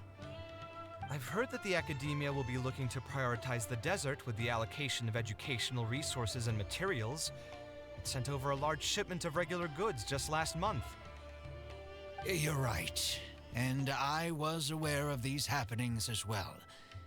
I just figured what I want to do is a separate effort from what's already being done by the academia. The desert is too vast. Even if the academia spends a lot of effort trying to disseminate knowledge in those parts, it might still take decades, if not centuries, to reduce the educational gap that already exists between the two regions. And what's more, I don't know if the academia would ever reverse its stance in the future. All I know is that as a desert dweller, we should not wait passively for good things to happen to us. If we only did that, we'd never be able to stand up and hold our heads high. I don't have much longer left on this world, so I just want to use whatever time I have to contribute something to my homeland. Why didn't you just tell us that from the start? Why did you feel like you needed to lie?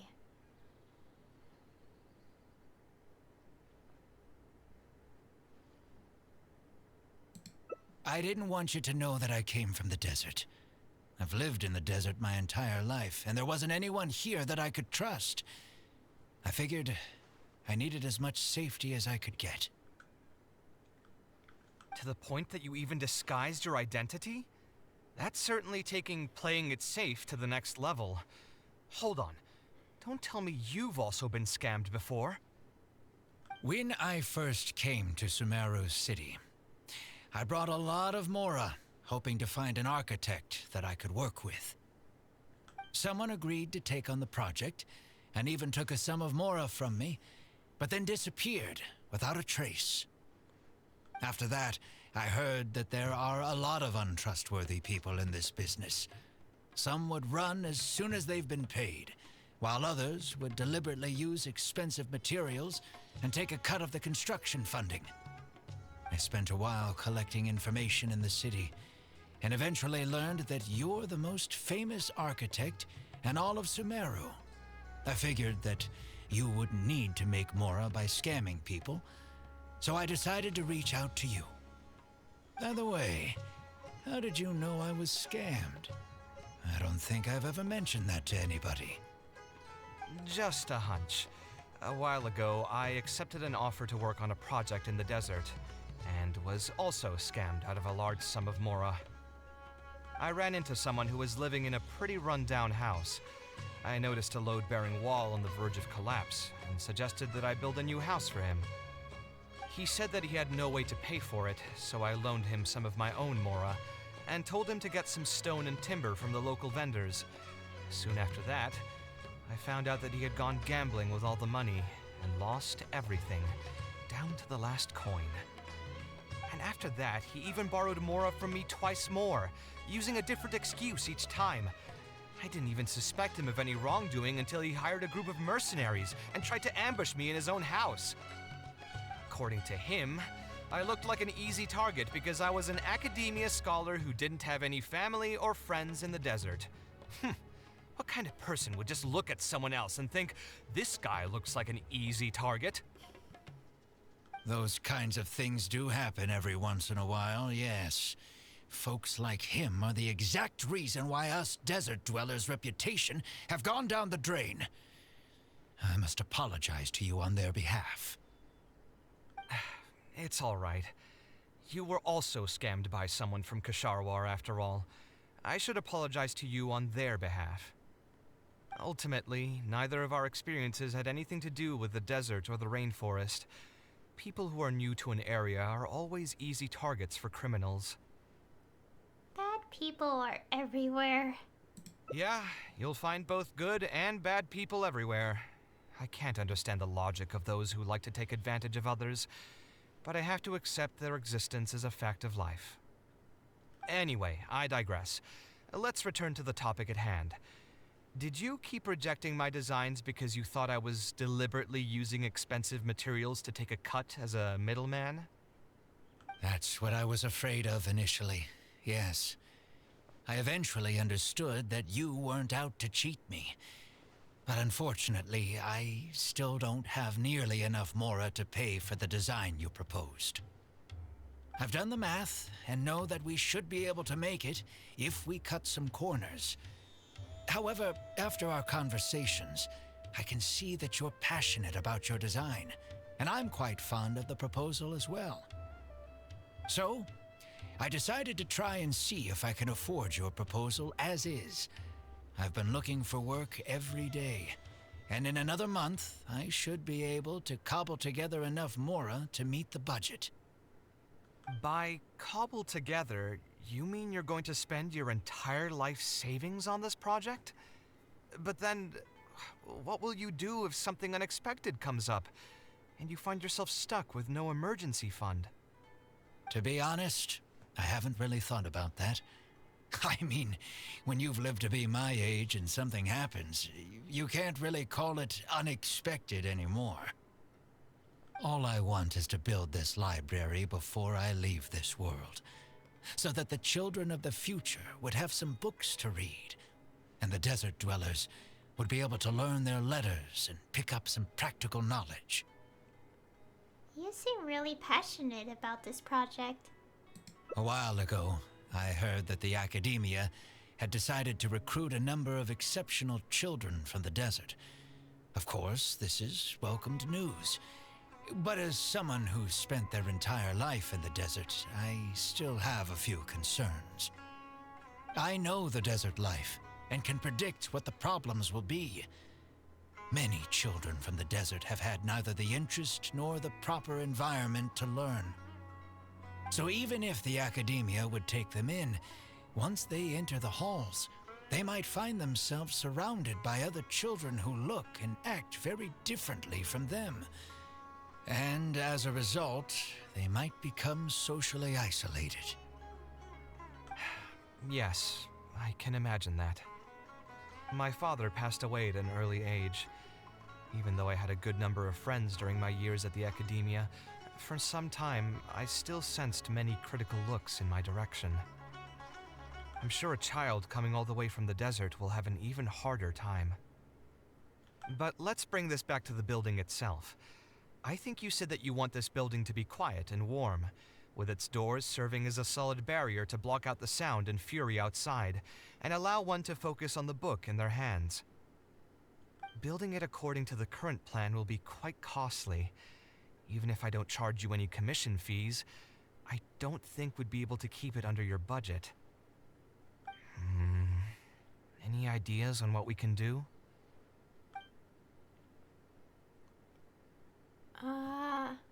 This feels like a branch. Oh gosh, my mic.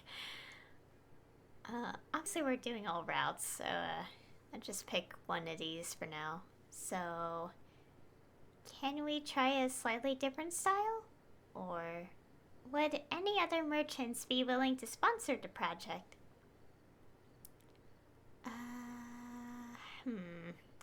This is a good question. Which one should I pick to go down? Let's approach the top answer. Option. Can we try a slightly different style? A slightly different style? Give me a minute. Most architects would probably prioritize cutting costs and removing extra features in this situation. Indeed, converting the building into a simple bungalow would solve most of our problems. However, I do not think this would be the best solution. While it's true that the aesthetic value of a building is often viewed as an afterthought, neglecting it has some long-term negative consequences. It is especially undesirable in this situation, as the library will serve a high number of children, many of whom would have never been exposed to structures that may be considered elegant or beautiful.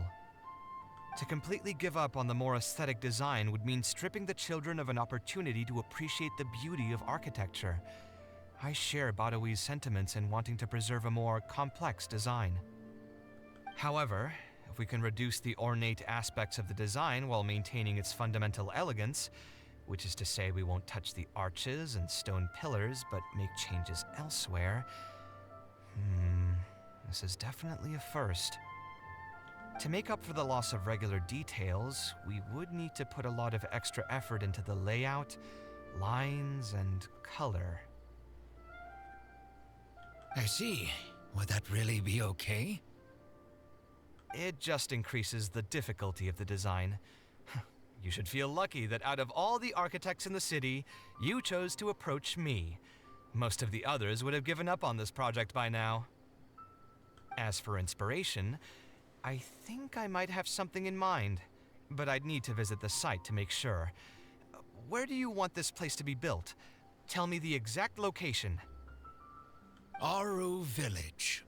Although it wasn't my childhood home, I think it'll be the best site for such a building. Okay, then we can pay a visit to Aru Village. Is there something I can do for you?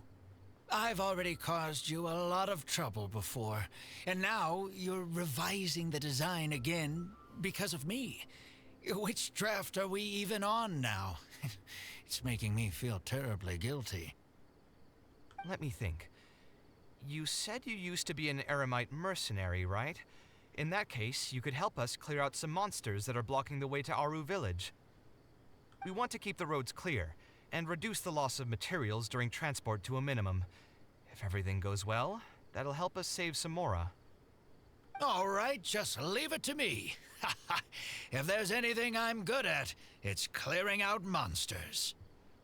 What are you waiting for then? Let's pack up and get ready to go. Okay.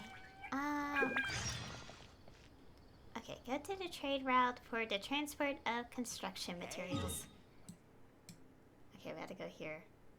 I kind of want to teleport further away, but we'll just teleport close because I feel like it makes sense to go closer to the actual, like, on the other side, but also I'd rather not walk the entire distance, so we're teleporting to the other location.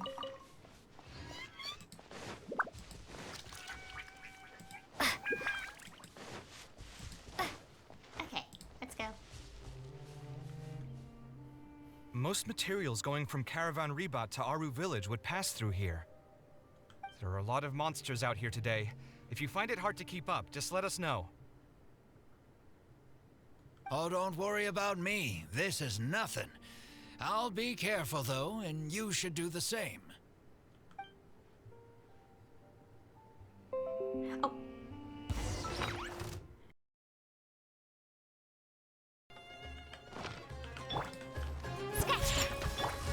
The wind knows me.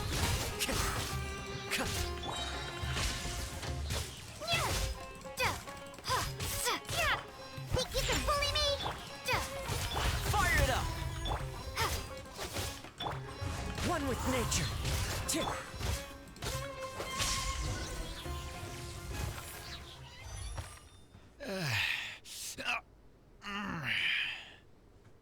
Are you hurt?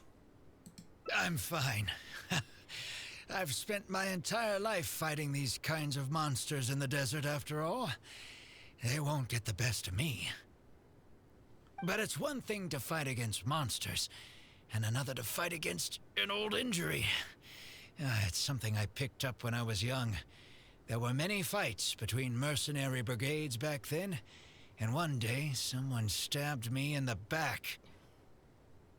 I don't think much of it back then, but with age, it's caught up to me. Few mercenaries get to enjoy their later years. Failing health tends to take the joy out of reputation and wealth, and many mercenaries never even made much of the latter to begin with. Is there someone you know who can help to look after you? Unfortunately, no. My wife passed away at an early age, and I don't have any children. Sometimes I'd close my eyes and realize most of my life story has already been written. I have many regrets about my past, but at the same time, I also know that there were never many options for me in the first place. I joined the Eremites when I was young, and won many battles with them. My survival was more a matter of luck than actual ability. If at all possible, I want future children of the desert to have some more options in life. I don't want them to turn out like me. My apologies. The older we get, the more we tend to ramble. Seems like we've already cleared out most of the monsters. Let's hurry over to Aru Village.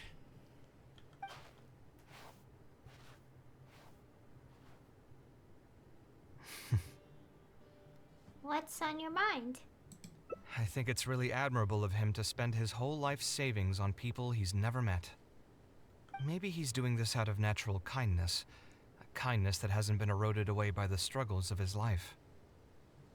Doesn't that also sound like you, Kaveh? You're also that kind of person, which is why you're helping him.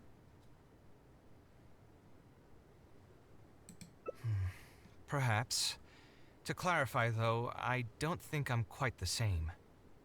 Some people call me an idealist. I do have some sentiments of that general persuasion, such as wanting everyone to be able to lead a happy life. But my situation is more complex than that. In the beginning, what drove me to harbor those thoughts was less idealism and more a desire to make up for a sense of guilt. When I was young, I impulsively encouraged my father to take part in the first Inter-Darshan Championship hosted by the Academia. He set off confidently hoping to win something for me, but failed to clinch the title. What's more, he fell into depression after the competition and requested to join an investigative research project in the desert. I never saw him again. Word has it that he got caught in quicksand. Even if other factors may have contributed to his death, the fundamental cause still circles back to me. I started doing many things in life because I wanted to make amends. Even in cases where I couldn't do something for a specific person, I still did whatever I could. I think I just wanted to make myself feel a little better. And is that still how you feel? At this point, even I don't know. I've tried self-reflection, but it didn't help. I can't seem to walk away from many things that I see or hear about, even if they don't directly concern me. And I can't quite pinpoint the source of it. Maybe it's just like what those Vahumana scholars often say. It's hard for people to truly understand themselves. I could be doing things out of endless guilt, or I could be doing them out of a strong sense of empathy. It could even just be a matter of conceit. The potential motivations could number in the dozens, but the actions they result in are the same. Anyway, I suppose I don't really mind being called an idealist. They also use that term to describe my father. It seemed to carry fewer connotations back when he was around. I've known Al-Haytham for many years now, and discussed my ideology with him for nearly as long. Maybe argued is a better word for it. He told me a long time ago that no matter how strong of a swimmer you may be, you'll still get dragged under by the others who are drowning once you run out of stamina. He believes this is the fate that awaits all idealists. I still believe I should live by my ideals, and I've given him countless reasons why I think it's a good idea to do so. Perhaps my ideals are flawed, but are there really any perfect things in this world? Unfortunately, he remains unconvinced. His personality is the exact opposite of my own. If someone happens to drown next to him, he'll most likely stand on the shore and mumble something along the lines of respecting other people's fates. But as you can see, I'm not the only idealist in the world. Just as there are different seasons, there are also different people. There are many others who will continue to care about the fates of those who are not directly related to them. And when I finally run out of stamina, someone will also reach out and bring me back to shore. Someone will help me, right? Yes, I've already been helped like that before.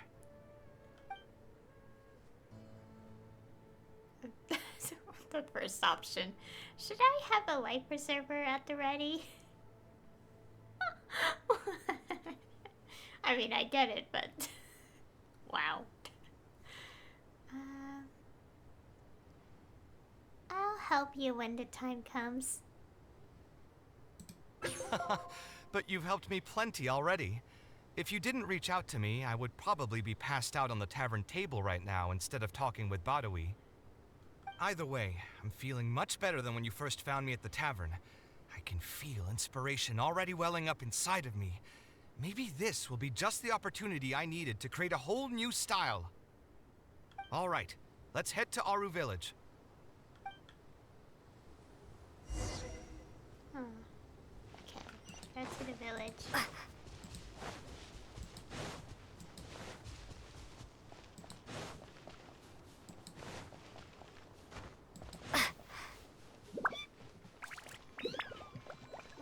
Silly. Now that I think about it, we've had this baby Sealy event. Well, it's treasure seeking Sealy. We've had it for 3 updates now. Like, one early on when the game started, another when Inazuma was released, and again when Sumeru was released.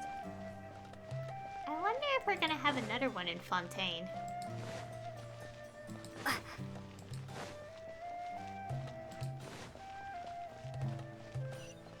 Wait, where am I going? Just walking. You need to watch out.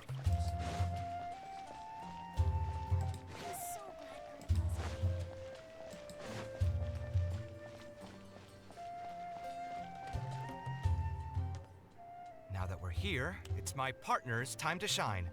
Marak! Ah, Mac! Ow. Oh, what's this? My toolbox. I built it using an ancient mechanical core. It's not too smart, but it's super useful and can help me with a variety of tasks. I'll take Marak and find a suitable location for the building. Once that is done, I'll get to work on a few designs. Traveler? Oh. Sataria? Ah, you know each other? Hello. I suppose you must be Kaveh from Kasharawar. I have heard of you before. My name is Sataria, and I'm currently the person in charge of promoting educational assistance programs here in the desert. Educational assistance programs. Then you must be familiar with the local conditions here. I can't say I'm too familiar just yet, but if you have any questions, I'll try my best to answer them. I've been commissioned by Mr. Badawi to build a library in the desert. We've settled on the general design direction, but we are trying to finalize some details based on the conditions around the intended location. A library? Do you intend to open it to the public for free? That's right. I want to make sure the children will have books to read. That's fantastic! I'm sure the children will be thrilled. Right now, we don't have access to many paper books or a quiet place to read. Truth be told, this very thing has been keeping me up at night. Let me get straight to my questions then. Can you estimate the number of children around here who'd be interested in reading? Besides the usual noise of village pedestrians, are there any other sources of noise in the village? Oh, and have any landslides occurred here recently? And also, where are the spots around the village that have been most affected by wind and erosion?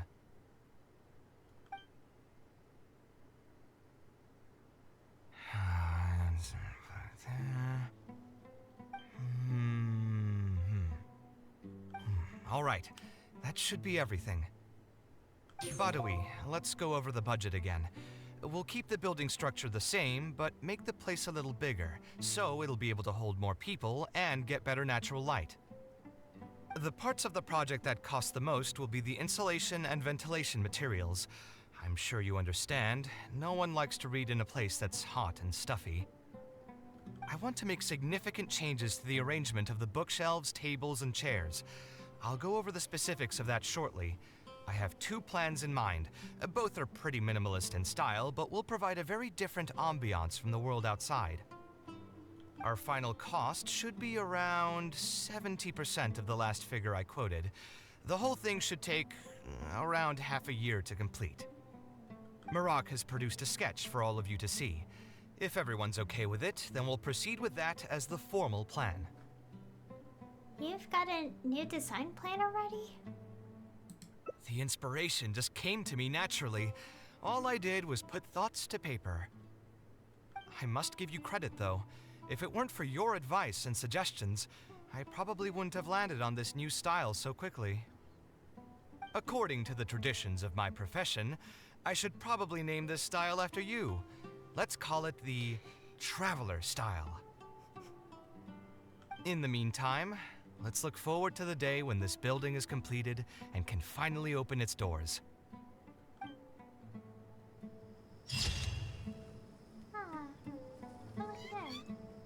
Blueprint for the future. Present suffering is nothing compared to granting hope for the future to others. Okay. save the image. The cats are still there. Okay. Okay, ending 3. Well, that was lovely. Gosh, I'm hungry. Want food, but also I don't want to eat in the middle of the stream, so I can't. Oh, I forgot I could claim a key. Okay. Yeah, we do have a branch there. Man, I love the endings. Okay, so I'm gonna guess this was when we were like, oh, should we go for a slightly different style, or should we ask merchants or something? I'm gonna guess that's gonna be the branch point. So yeah, we'll finish this up and then we'll go to the bottom here. So I'm guessing it's the second option and then the other option where it sounds different or something. I don't know. Okay, continue playing. Hopefully we don't have OBS problems. I swear OBS has... it disconnected more times than it typically should. Today than every other stream. Like seriously, it's usually just like one time during a stream and that's it. But it did it twice. And I'm like, what is happening?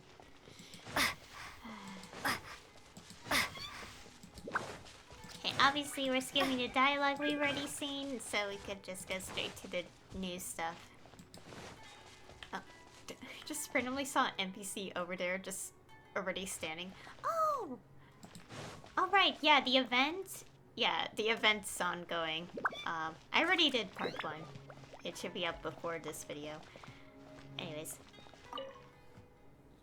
We meet again. Huh? That's what we want. There's no need. Believe me. All right. A library? I've heard that the... You're right. The desert is too... And what's more, all I know, I don't have much longer left on this world. So I didn't want you to... To the point that you even... When I first... Someone agreed. After that, I spent a while... By the way... Just a hunt. I ran into someone. He said that he had... And after that, he... According to him... Those kinds of things... It's ultimately neither of our experiences had... Yeah, you'll... Anyway, I digress. That's what I was afraid. I've done the math. So... To be honest, all I want is to build this library. A while ago, I know the desert. So even if the... Yeah, my father passed... I'm sure a child... But let's bring this... Building it according... Okay, here's where the options are. Okay, so obviously the top one led to our ending. Well, obviously all these will eventually lead to endings, obviously. But, okay, so... Okay, we already went through this option, so we'll go down this one. Gosh, I really am hungry. I can't stop thinking of food. Anyways, would any other merchants be willing to sponsor the project? Okay, let's just click it. Sponsor the project? You mean convince wealthy merchants to join our cause and pool their money together to build the library? Okay, I personally have no idea if that would work, but who knows? That does make sense. A library is a big project, and it's going to be hard to fund it with just a single person's mora. What do you think? If we can find others to sponsor the project, we could potentially increase the size of the building 2- or 3-fold. It's all fine with me, but where do you think we'll be able to find these sponsors? Well, you're right. If I really think about it, I'm not too familiar with many big-name merchants. Why are we asking? Can we ask Dory? No, she scams us. But we're going to ask anyway. Can we ask Dory? Her? Hard pass. With her shrewd and greedy personality, she would never put Mora into something like this. Yeah. Maybe she can connect us with some of her contacts? Now there's an idea. She probably won't say no if all she'll need to do is to make some introductions instead of spending Mora. Let's go and pay her a visit. Oh gosh. Dory, the most questionable character. Mainly because well, obviously she scams. Anyways. Well, let's go ask. Oh gosh, wait, like...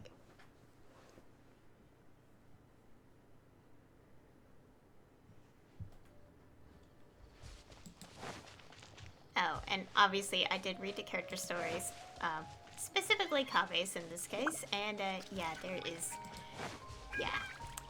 The whole situation about, like, the building of this place and why he's in that, yeah, there's,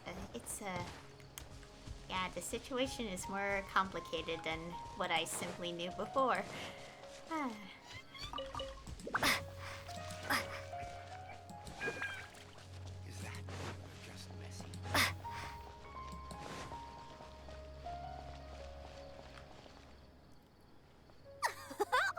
Now here are some unexpected guests. What brings you to the Palace of Alcazar's Ray? When I saw Kaveh, I almost thought it must be that time of month again. Sadly for me, I must wait a few more days before I can collect my shiny Mora. Hey, can't you think of something else for a change? You are literally living in an objet d'art, and yet your mind is still fixated on nothing but Mora? What is the point of wealth, anyway? Is your happiness entirely dependent on your hoard of cold, emotionless Mora? That's exactly right. Mora is extremely valuable, you see. If you don't keep your mind on it, your Mora may just find its way to somebody else's pockets. If you ask me, this place is still way too empty. Just give me some time and I'll fill it to the brim with lots and lots of Mora. You're hopeless. Let's get back to why we're here. Oh, so you have an actual reason to visit me? All right, let's hear it. We would like to ask for your help in introducing us to some merchants. Merchants? Why? Is there some kind of business opportunity? Oh, I see. So you're just looking for someone to help you fit the bill. I knew you wouldn't be interested in something like this. Still, you wouldn't refuse just making some introductions for us, would you? Sure, I can connect you with some folks, but with every service comes a fee, you know. A fee? You mean just for introductions? Of course! Making introductions means using my connections and putting my reputation on the line. Why wouldn't I charge a fee for something so important? Since we've known each other for so long, though, I'll give you a huge returning customer discount. How about 500,000 Mora? Yes, a discount of still a lot of money. 500,000? I guess that's okay. But why are you charging a fee before we've even secured any funding? That just doesn't seem right. Besides, by helping us out, you'd be doing a great service to the public. Can't you take your mind off your Mora even for just 1 second and focus on something far more important?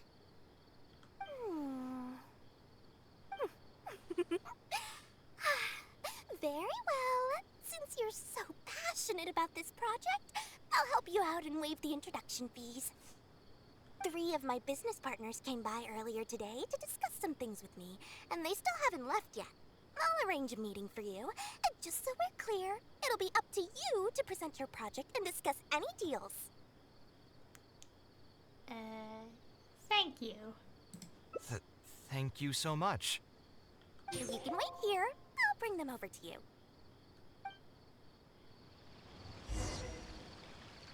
Okay. Try to help Kaveh convince the merchants. I don't think I'm very good at convincing, but I'll try my best to help.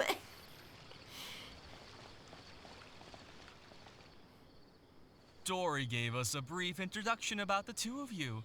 You are Kaveh, the renowned architect, and you are the traveler. Practically all of Teyvat has heard of you by now.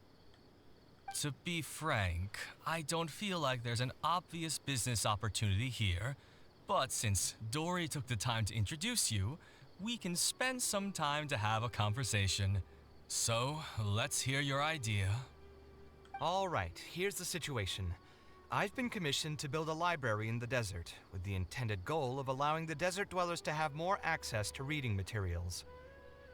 So it's a public welfare project. Correct. Then the commission fees will likely be very low. You should be careful.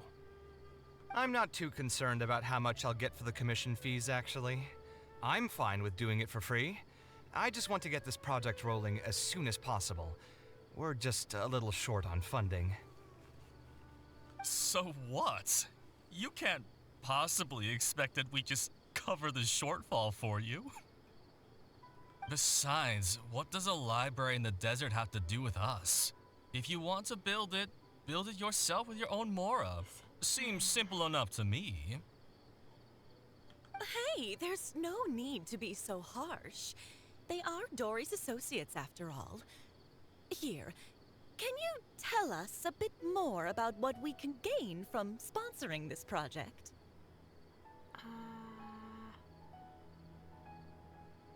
Oh dear. Okay, our options are you can get the naming rights to the library, or you can get Kave's client to advertise your businesses in the desert. Oh gosh. Naming rights.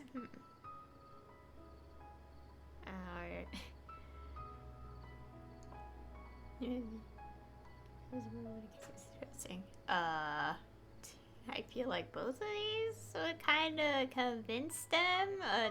Which one should we pick? It's like, crediting or advertising? Oh, I feel like both make sense. What do I pick?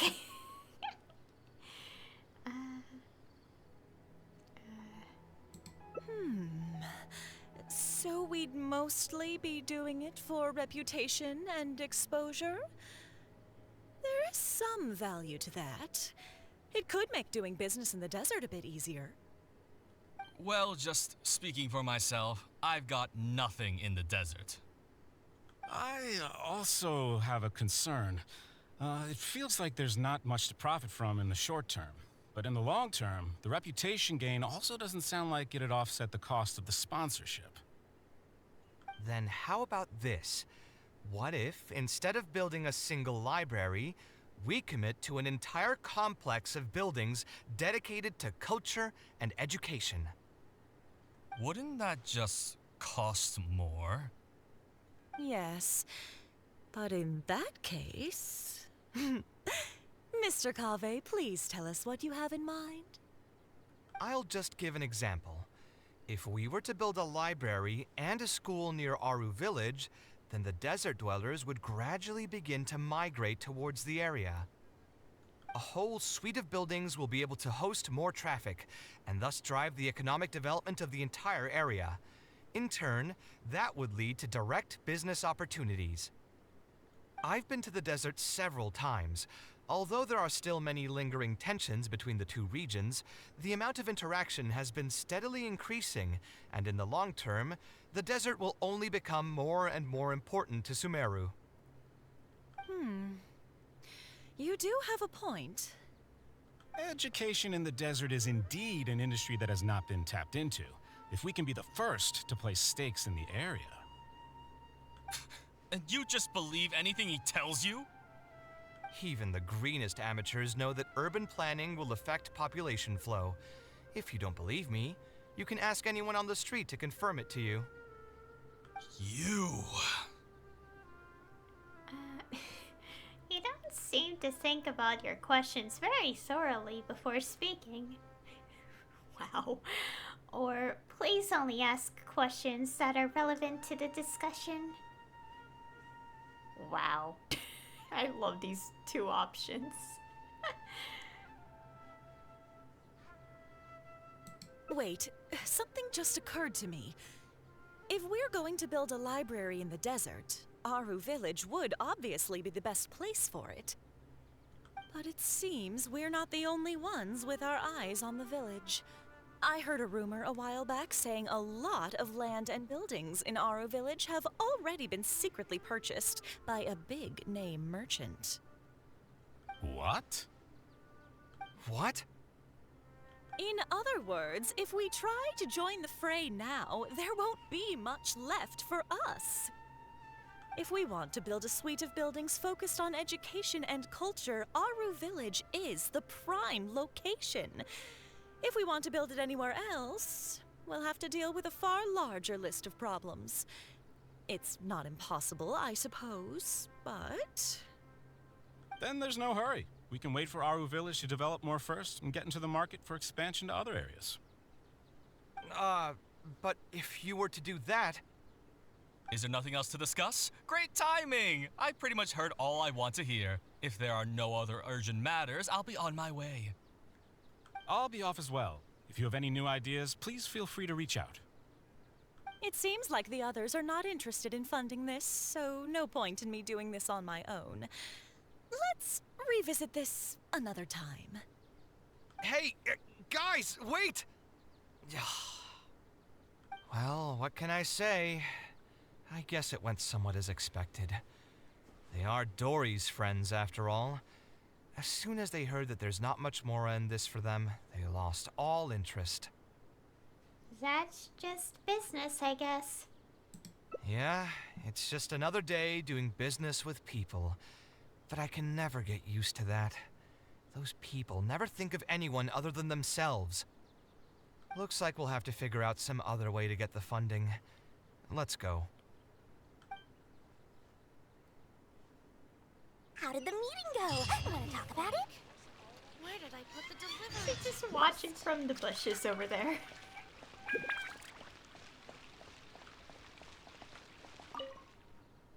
Oh, where did all that passion go from earlier, I take it you weren't able to find a sponsor for your project? Please don't tell me that you're here to mock us. What kind of person do you take me for? Would the kind and generous Lord Sakuma Bay really do such a thing? I will say, though, I more or less expected this outcome even before I introduced them to you. You can try to talk up the project all you want, but the facts will remain the same. This project is high investment with slow returns. No sane person would put their money into this. But this isn't just a business project, right? Also, if you already knew no one would want to partner with us, why did you still try to charge me 500,000 mora? You scammer! You might want to remember who your creditor is before you start talking like that, Kaveh. I'll pay back every last coin that I still owe you, but that's a completely different matter. Alright, since you're so devastated about this, I'll set you up for dinner with another big-name merchant. In fact, I'll be inviting the most famous merchant in all of Sumeru, so I'll be counting on your performance. What? Really?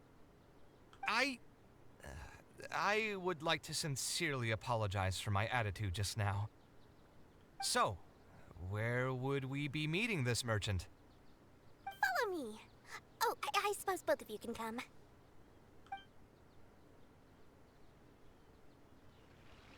I just wish that some people would actually do their jobs.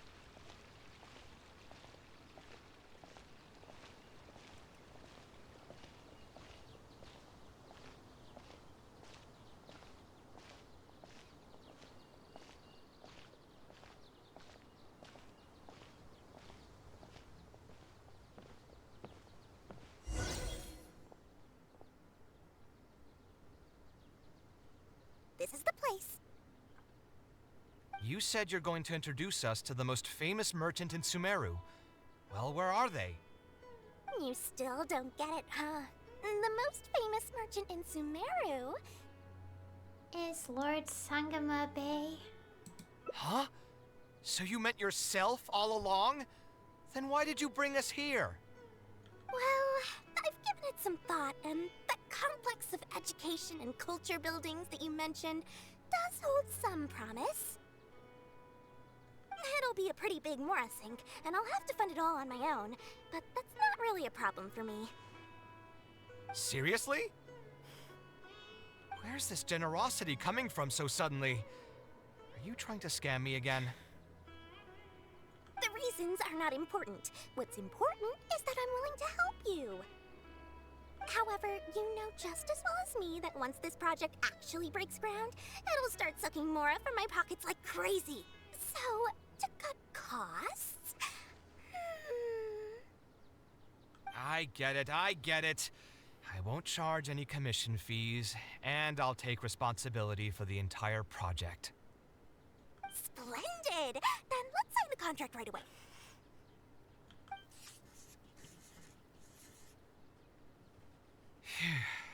This way, the children of the desert will have some books to read.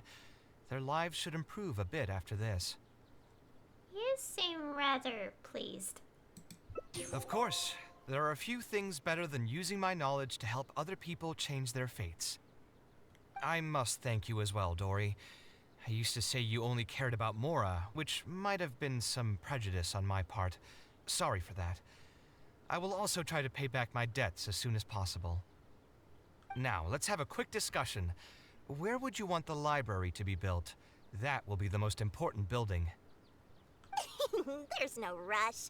I'll provide you with a copy of the deed when we get back. You can just use the address on the document to find the lot. Huh? The deed? You don't mean... So hold on a sec. The person who has been buying up everything around Aru Village was you all along? Oh my, did I not tell you about that? Yep, yours truly has been buying up all the land. I must thank you for bringing your ideas to me. Before our conversation, I had no idea what to build on all those lots. So, from my perspective, this has been a great turn of events. I didn't put much in and easily got a lot in return. But what about my commission fees? Huh? Didn't you waive those yourself? I was just gonna say that to cut costs. We mustn't procrastinate and should start construction as soon as possible. But before I could finish my sentence, you volunteered to waive your commission fees and even promised to take responsibility for the whole project from start to finish. I'm so touched, really.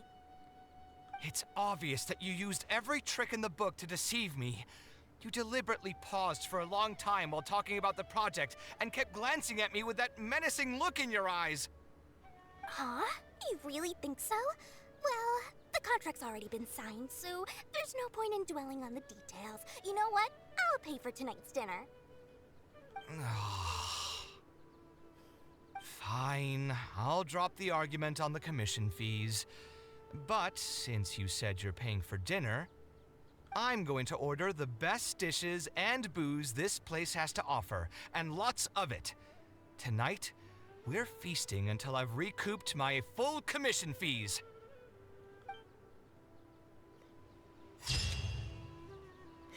Picture. A done deal. Wait a minute. I have to recoup my fees. I wonder if I'll ever be able to create something so incredible. Okay. And Dory watches.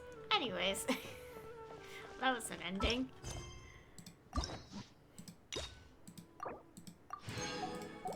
Oh, whoops. Okay. And the last ending is somewhere here. Oh, look at all this. Okay, so it didn't seem like there was any branch options when we were like, let's try to convince the commissioner again. So I'm guessing it's like pick the option that would technically lead us here, but pick the other one to go here. Okay, and this is the last ending. And then after that is obviously the end of the video, so.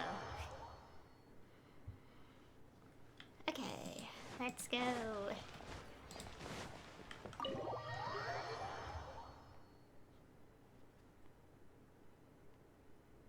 Yeah, my phone background, which none of you could see, is just Alhaitham's like card illustration thing from like the drip marketing. Again, I just get through all this again. Taking this commission was truly the worst decision. Actually, while we're on that, what are you And stress is just an inescapable part of being a working adult. Boss, I'll have a... Do you want something too? I'll put it on my tab. Wine in a glass. Okay, click through, click through, click through, come on. I know you're already keeping that guy. Another glass. You've got it. It really is, but perhaps I would spend I suppose all of this... Here's your drink. Boss? The meaning of... Anyway, I don't... What do you think? Exactly. In Sumeru, it's too... Okay. Okay, so the top option didn't seem like it had any branch points. So I'm guessing this one will be our option. There must be something here. Sounds great to me. I don't even want to think. Okay. Wait. Wait a minute. What is our option? Wait, no, I forgot the rest of what comes here. No, I was gonna. I thought this one was like later. Oh no. Why do I want to even ask this? Well, we have to, you know, obviously click all our options. So, yes, we have to click this and see what happens. Okay, so, yeah, our choices were, why did you decide to become an architect? And how about looking into another career? Which, I mean, to be honest, as an artist, it is true to always have a number of options available, but at the same time, why do I... Never mind. Anyways, I suppose we'll ask this and see if this branches us to the bottom path. How about looking into another career? A different career. I see. That's not a bad idea. I think I've heard a saying somewhere before. 80% of a working adult's woes are due to not having enough mora in the bank. It's just a saying, of course, but even I will admit that my life would be a lot better if I could make additional mora. And if I want to make mora, I should finish that ridiculous commission. But I really can't find it in me to go back and talk to him right now. Hold on. I just remembered that I used to have a senior classmate by the name of Alkami. If memory serves me right, he's no longer taking private commissions, but he's still doing pretty well for himself. Maybe I'll be able to get some advice from him. Yeah, I should get on this right away. No more wine for me today. I'll grab the bill and be on my way.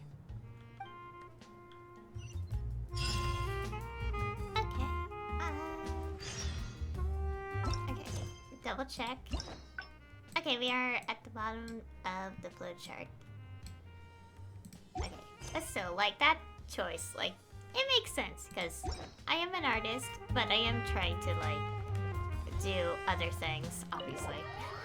One of them, I'm currently in university trying to be a teacher for math, so... And hopefully, by next year, I will be done with it. Oh, we have to go to Port Almos. Anyways, that's what I was saying. Yeah. For my studies, I should be done by next year if things go smoothly. And by that, I mean, like, university is difficult. So, and also, there's so much to get done, so that's why. Hopefully I'm done by next year.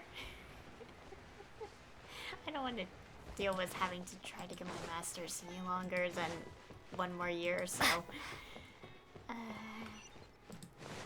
Anyways, focusing on this, thing.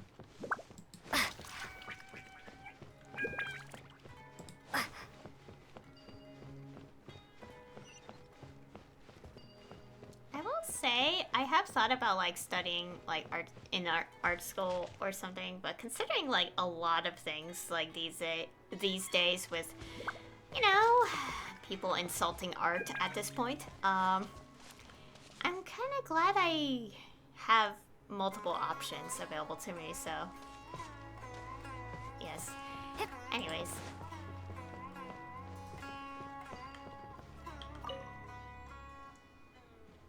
Ah, Kaveh, it's you!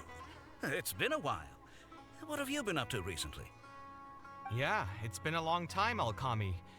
Things haven't changed much for me. I'm still taking private commissions for all kinds of projects. I heard that you were the genius behind the Palace of Alcazazare. I bet you're all set for Mora after a project of that size.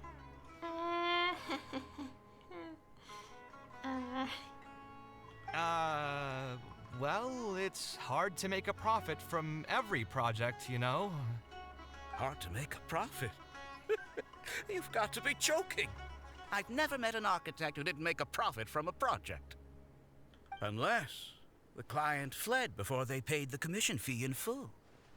But that doesn't sound right either. Doesn't Dory have a pretty decent reputation in our local business circles? I don't think she's ever been involved in any kind of big scandal. Well, about that. I mean, it was complicated. I understand. Either way, doing one project after another sure gets exhausting over the years, huh? I've been there, so I can feel your pain. I mean, I obviously never had your reputation to live up to. That must have been stressful. But I'm sure we've faced all the same problems. Trying to keep your client in a good mood while you're trying to stop them from micromanaging things they don't know the first thing about. I don't miss it. Thankfully, that's all behind me now. Did you start a new career? Well, not exactly. My work is still closely related to architecture. Judging from the look on your face, you're still strapped for Mora. That's quite unfortunate. You're the most artistically gifted graduate the Ksharawar Darshan has seen in decades. But it looks like you still have a lot to learn in terms of making Mora. With that said, us Ksharawar grads should still look out for each other. What if I told you about an idea that'll absolve you of all your Mora troubles going forward? Are you serious? But something like that has got to be some kind of top-level business secret. Are you sure you can just share something like that with me? Besides, I don't want to just take something like that without offering anything in return. I still have a little Mora. Or is there something that I can help you with? Oh, you're too kind. This is just a simple tip. Even if I didn't bring it up, I'm sure you'd hear it from the others sooner or later. The idea is this. I recently opened up a training center with the goal of educating people in architecture design. Compared to the classes taught by those old fossils at the Academia, my classes are more condensed and streamlined and will allow people to quickly get their foot in the door. Unlike the Academia, I won't turn down anyone who's interested, rich or poor. As long as someone wishes to learn more about architecture, I'll accept them into my training center. It just so happens that I'm still looking for a few more instructors. So, what do you say? Interested in coming over to give a few lectures? Regardless of the pay, I can already guarantee that it'll be far more comfortable than working on random people's private commissions. Ah, so you want me to join you as an instructor? That does sound like something I'd be able to do. It sounds like a pretty stable job, too. What do you think, Traveler? At least you won't have to deal with clients anymore. I think you can give it a go. Then it's a deal? Yes, it's a deal. Thank you, Alkami. Like I said, there's no need to thank me for this. The lecture room is not far from here, so you can just come straight here tomorrow morning. As for the pay, how about we start at 300,000 Mora per lecture? 300,000? Are you serious? How could you offer so much? It would seem that you're still oblivious to your own economic worth. 300,000 is nothing compared to the prestige of having the Light of Ksharawar as one of my instructors. 300,000 is also just the base rate. Just Trust me on this. The longer you stick with me, the more you'll come to understand your true value in the market. I have to go make some preparations now. See you tomorrow. I was never particularly close with Alkami when we were in school. Who would have thought that he'd be so nice and friendly? I've hosted free lectures before, but this would be my first time being hired to lecture for a formal business. 300,000 mora per lecture. Whew. I'm so excited that I'm starting to get nervous. I'll join you for the lecture. Thanks so much. I think I will be able to relax a bit more with a friend in the audience. Now, what should I talk about tomorrow? Some lessons I've learned over the past few years? I should probably save those for later. For my first lecture, I should start by getting them more interested in the field. Alright, let's meet here again tomorrow morning.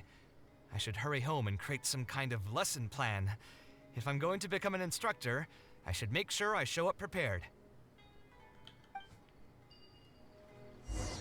Okay, wait until after 7 the following day. Let's go wait right here. Oh, we have to go wait a whole 24 hours because it's already the next day.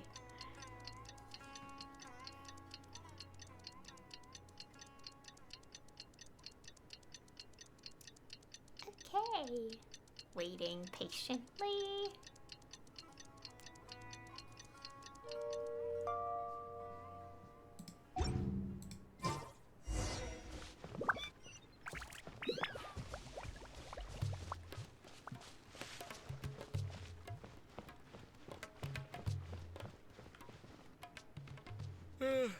Oh, I didn't expect you two to get here so early. I was up last night preparing for the lecture, but I ended up getting so excited that I couldn't fall asleep. Here, I've prepared a lesson plan. Do you want to take a look? Lesson plan? I must commend you for your dedication. But the training center has already developed its own set of teaching materials. Instead of using your own plan, you can just use what we have here. Of course, you're always welcome to work in some of your own content to add some fun and flavor. Can I take a look at your materials? Sure. Be my guest. The materials cover a variety of architectural knowledge. At first glance, nothing appears to be amiss. It's almost time for the lecture to start. Feel free to head in and start the class whenever you're ready. Huh. So you've already developed your own set of teaching materials. Seems like I won't need the stuff I've prepared after all. Anyway, shouldn't be a problem. I'll just go ahead and use your materials. There's something else I want to ask, though. This isn't going to be a large class, is it? No need to stress. There are only 20 people in this class. There are 14 classes at my training center. Out of all of them, the first class has the best grades, so I've directed them to you. We'll see how well they take to your lectures. 20 people, huh? All right. I think I can handle that. Oh, and one last thing. In the interest of keeping a quiet learning space, only instructors and students are allowed in the classroom when class is in session. I'm sorry to say this, but your friend will have to wait outside while you teach the class. It's okay. I was thinking about taking a walk anyway. Sorry about that. I'll meet you at the door when the class is over then. Is Alkami really as nice as he seems? I should probably ask around a bit. Yeah, I was like thinking, I'm like, it seems a little too good to be true. Yeah, I was like suspicious of this person. Anyways. Hey there. Can I help you? Do you know a man by the name of Alkami? Oh, Alkami? You mean that rich guy who's been making quite the name for himself? Yeah, he commissioned a set of furniture from me a while back. Paid a great deal of mora for it, too. I heard he earned a fortune working as a renowned architect. Now he's opened a training center so others can follow in his footsteps. If the tuition wasn't sky high, I'd enroll my child in a heartbeat. Architecture really sounds like a lucrative profession.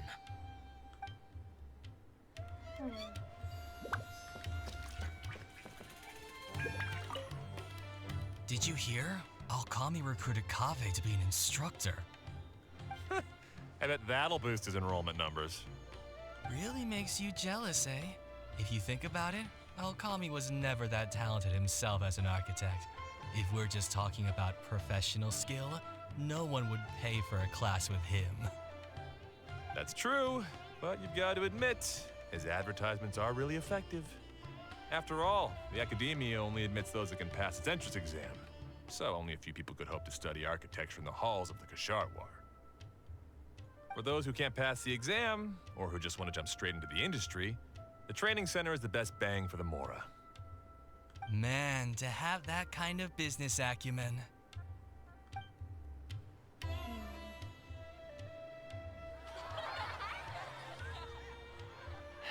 All right, everyone. There's no need to be nervous. Class is over, so we can just chat for a bit. I shouldn't have lost my temper during the lecture. Did I scare anybody? No, you weren't scary at all, Mr. Kaveh. We were just a bit lost and didn't get what you were talking about. Did something happen, Kaveh? Oh, don't get me started. I was trying to use Alkami's materials, so I flipped through some pages and gave them a closer look. The more I read, the more upset I became. Alkami may fool an amateur, but he can't fool anyone who's active in our profession. The materials he made are completely useless for teaching real architecture. Why do you say that? In my opinion, the most important skill of an architect is their ability to craft a design. In other words, they must be able to conceptualize ideas. There are tens of thousands of buildings in the world, as well as a countless number of architectural styles. Some designs emphasize aesthetics, while others prioritize practicality. The architects who can critically evaluate the quality and fit of different designs are those who can come up with great designs of their own. But you won't get any of that from the teaching materials they're using here. All these students are doing in class is rote memorization of existing designs. They are learning nothing about the underlying principles. How can they expect to become real architects? When they're done with this class, all they'll become are dilettantes with a pitiful smattering of architectural knowledge. But Mr. Kaveh, we didn't really understand anything you said after you threw away the materials either. What's the big deal anyway? It's not like we're looking to make some works of art. We just want to make some mora. You're studying architecture to make mora? Yeah! Why else would we be studying here? My biggest dream is to become someone like Mr. Alkami. Once I finally make my fortune in architecture, I'll be able to buy anything I like. Huh. In that case, I'm afraid you'll probably be disappointed. The reality is that the work of an architect is very difficult, and the pay is not lucrative at all. Believe me, I'm a perfect example. But how? Mr. Alkami just told us last night that you made a killing by building the Palace of Alcazarzare.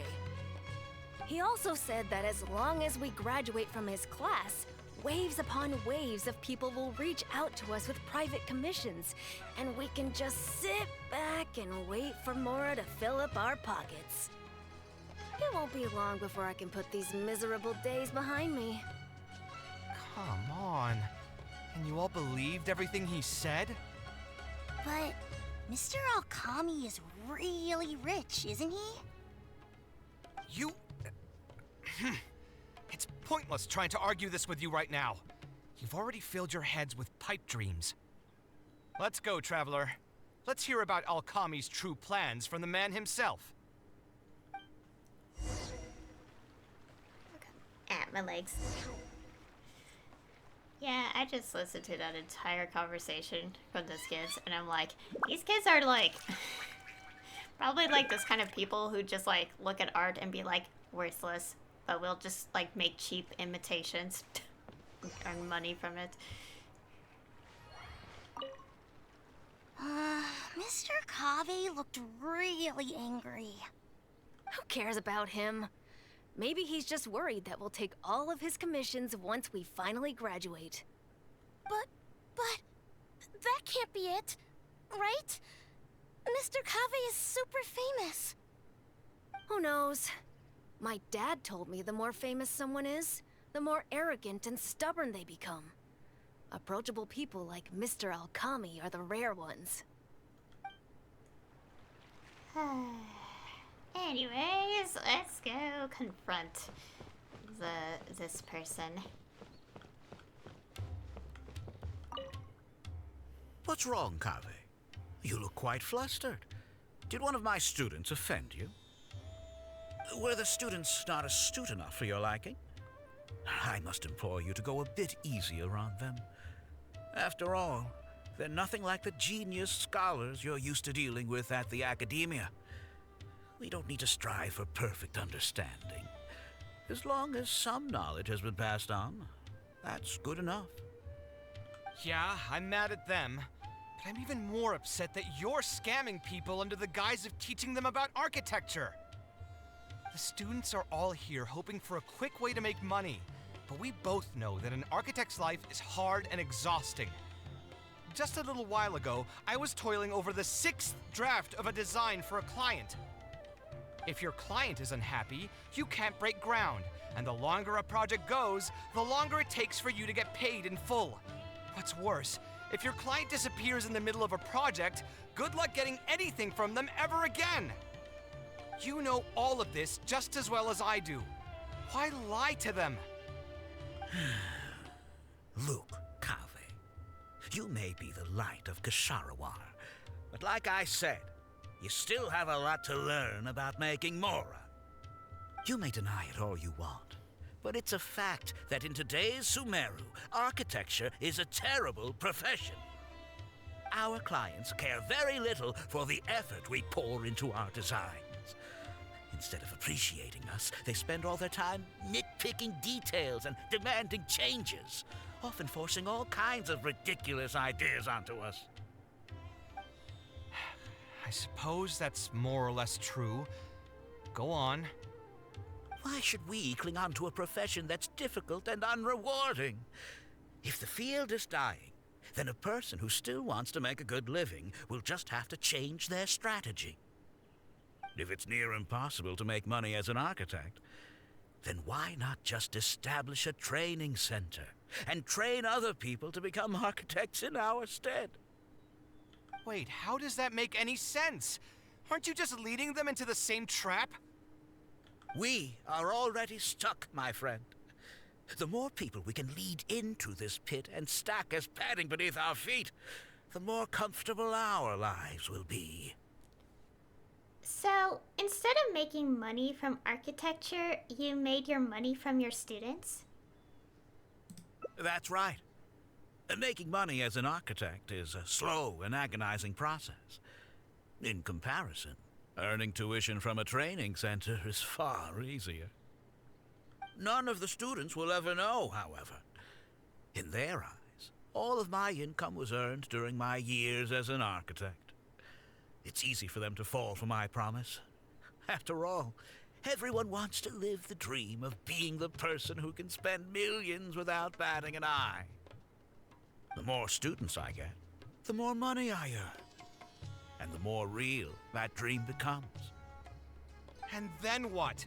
Once they graduate, they'll still find out the truth about architecture and struggle to stay afloat amid all the problems we already talked about. When that happens, your facade will pop like a soap bubble.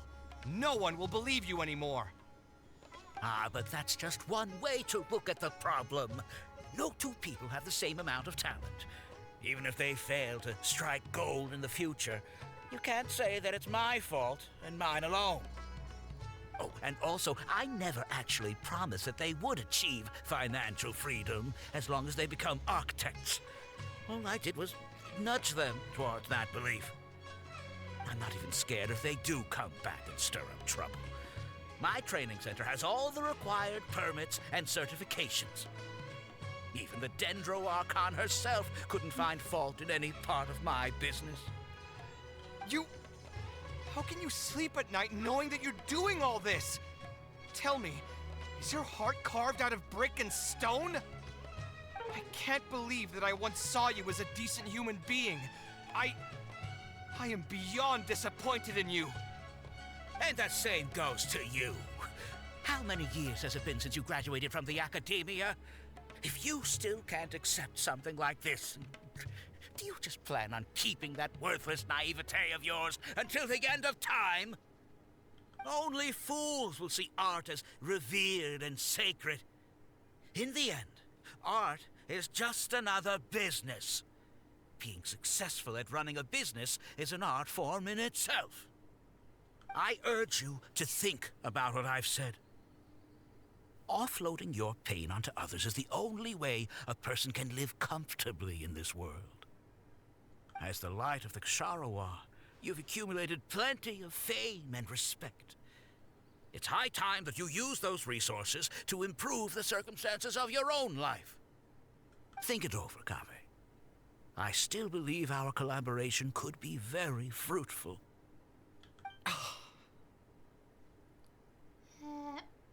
He's gone. What do you plan to do next? I'm so mad. I feel a headache coming on. There's nothing more I can say to him. I'll resign from my position as instructor. You'll give up the Mora? Of course. I'm sure you've realized that as long as I remained at this center, he would be able to use my name to advertise this place. Even if I just sit back and do nothing, others will be deceived and suffer because of me. He is right about one thing, though. These kinds of training centers are everywhere. And even if the academia was to find out about it, it's unlikely that they would take any real action against it. The most that they could accuse him of is false advertising. And even that would be hard to prove. There's something strange about all of this. Oh? Did you notice something else? Some of the students didn't appear to be very wealthy. Not everyone should be able to pay such exorbitant tuition fees. Yeah, you've got a point. The rate he gave me was 300,000 mora per lecture. That probably came out of the students' tuition. And who knows just how much he's been charging the students for attending his classes. If you're gambling everything on making it rich as an architect, are you really going to have the mora to pay for that kind of tuition? We can try asking the students. Right. We should hurry. The students didn't believe a word I was telling them. They're still daydreaming about making millions. We're never going to get any information from them again if we let Alkami talk to them first. Let's move now before he's had the chance to react.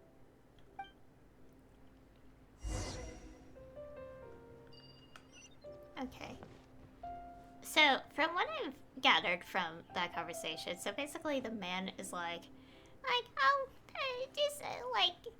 they'll believe it a little bit. It's just a little nudge into belief, yes, to just make them eventually fall apart. From the eventual problems that'll happen. I don't know how I'm putting this into words. I hope it makes sense. Anyways. Oh, Mr. Kaveh? What are you doing back here? Class finished a while ago, but you're still here. Why haven't you gone home? I wanted to stay for a little longer. I'm still thinking about everything you taught during the class. Even though a lot of it went right over my head, I still thought the houses you drew were really pretty. Of course they were. All the examples I drew were world-famous landmarks. Each one was the magnum opus of a celebrated architect. It's a good thing that you could recognize them for their beauty. The accumulation of knowledge is the first step to artistic expression. Instead of rote memorization, You should try to relate and to understand, and after that, try to resonate with the work. Resonate? Yes. When I first got into architecture, there were many things about it that I couldn't understand at all. I would find a building to be beautiful, but have no idea what made it so good. And for most people, just being able to admire a building is enough. To become a good architect, however, you must also learn to assess and appraise. Going from admiration to assessment will take a lot of time and specialized knowledge, and I'm afraid that some superficial speed training won't be enough to take you there.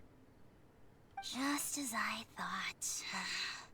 Becoming an architect won't be as easy as Mr. Alkami made it out to be, right? I'm sorry. I'm not trying to crush your dreams.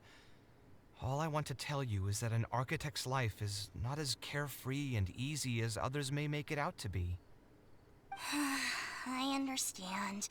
Thank you for telling me the truth, Mr. Kaveh. I think I'll still stay here for the time being, though, since my family still hasn't paid everything off. Paid off what? Sorry, I can't say anything more. Mr. Alkami made it very clear that anyone who talks about it will be kicked out of the class. Don't listen to him. I am the most famous architect in Sumeru. If he kicks you out, then I'll just take you in instead. Really? Why would I pull your leg? I can see you have some talent, so as long as you get your fundamentals down, you should be able to pass the entrance exam and continue your studies at the academia. Then please keep this a secret for me, Mr. Kaveh. Truth be told, my family is not very well off, so we couldn't really afford the tuition for this class. Mr. Alkami was the one who reached out to my parents. He told them that he knew a merchant by the name of Bahar and that we could get a loan from him. He told all the students that once we graduate, people would come flocking to commission us for projects. If everything went well, we'd be able to pay off everything in just a few years, and all the more we make after that would be ours. How much did your family borrow from this merchant? I think it was several million mora. Oh dear. And what was the interest rate? I'm not really sure. My parents were the ones who signed the contract. All I know is that the stack of papers was as thick as a slab of rock.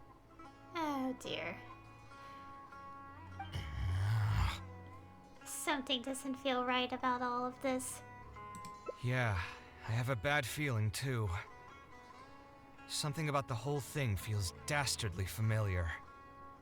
We need to find that merchant to confirm. But if we were to confront him right now, there's no way he'd admit to anything. We can pretend to be potential customers. Good idea. Hey, tell me, do you know where we'd be able to find this merchant? We last saw him on the north shore of Port Ormos. Who knows if he's still in that area, though. Well, it'd still be worth taking a look. Architecture... No. The arts shouldn't be used as bait for a scam. We need to do something before the students' lives are ruined even further. Oh my god. The scams. Oh dear. Oh, all the way over there.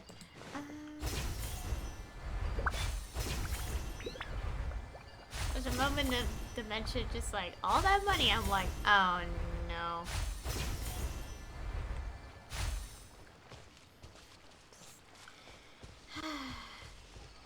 Anyways.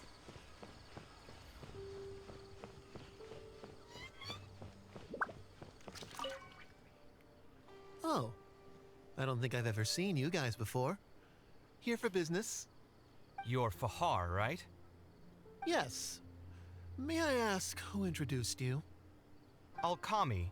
My friend here wants to enroll in his architecture class, but they're a bit short on money.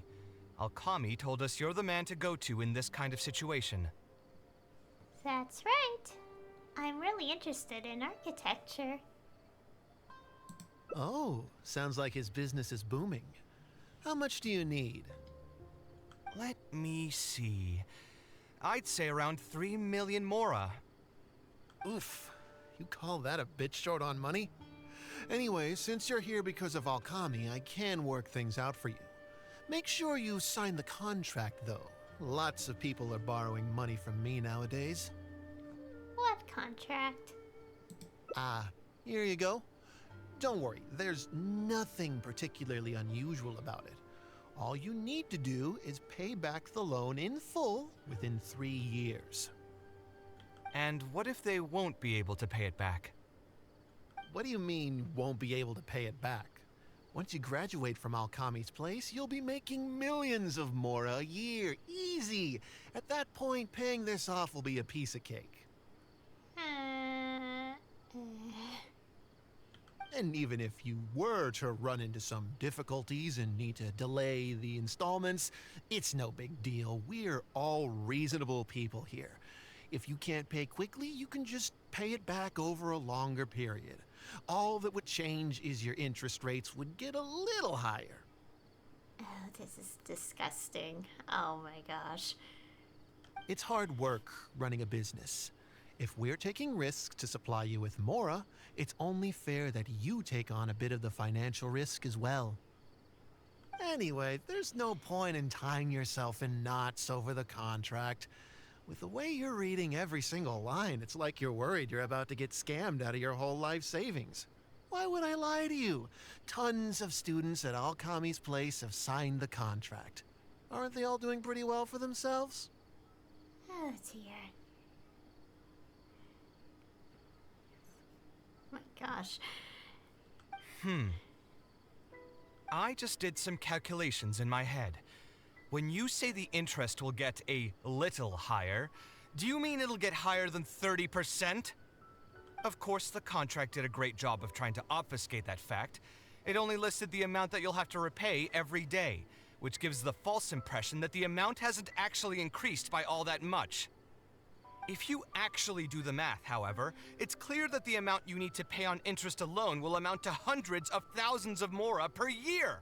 Most people can't even make that much mora in a year. Your greed really knows no bounds. Even my creditor doesn't dare to raise rates that high. Once a family's signed on to a scheme like this, there's no getting out. What are you trying to say, huh? We mean to put you in jail for your crimes. Or the matcha will happily answer that question. I figured something was off when two well-dressed people came looking for a loan. Think you got the better of me? Too many people are sticking their noses where they don't belong these days. Luckily for me, though, this is a pretty secluded spot. Hey, come out and teach these guys a lesson! Eremites? I've already fought off more than my fair share of them when I was working in the desert. There are only a few of them, so they shouldn't pose much of a threat. Marak, you're up! I don't ever see these other characters.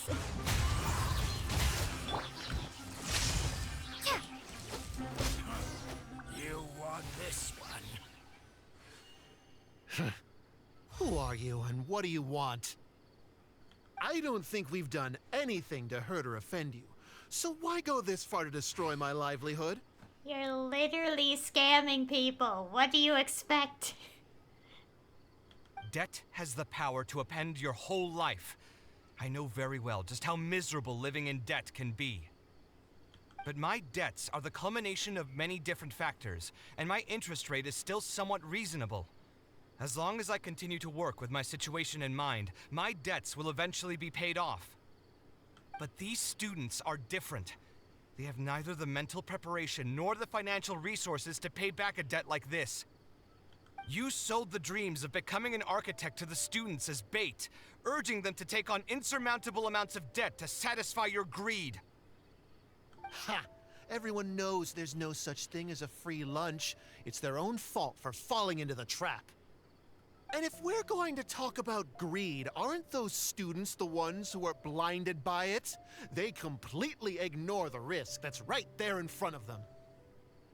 That's no excuse for your actions. Ha! And here comes the silver tongue. Surely you use that to reel in the students as well. Even now, many of them are still hopelessly dreaming of striking gold after they graduate. People grow by learning from their mistakes. I hope this will be a valuable lesson to them. Let's head back to the Academia and turn this guy over to the Matra. They should be able to link him with Alkami's business.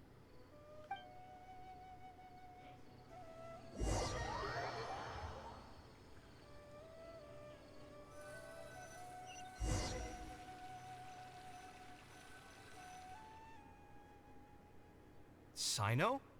Didn't think I would run into you here. My vacation just ended not too long ago, so I'm going over some cases at the Academia. Who's this?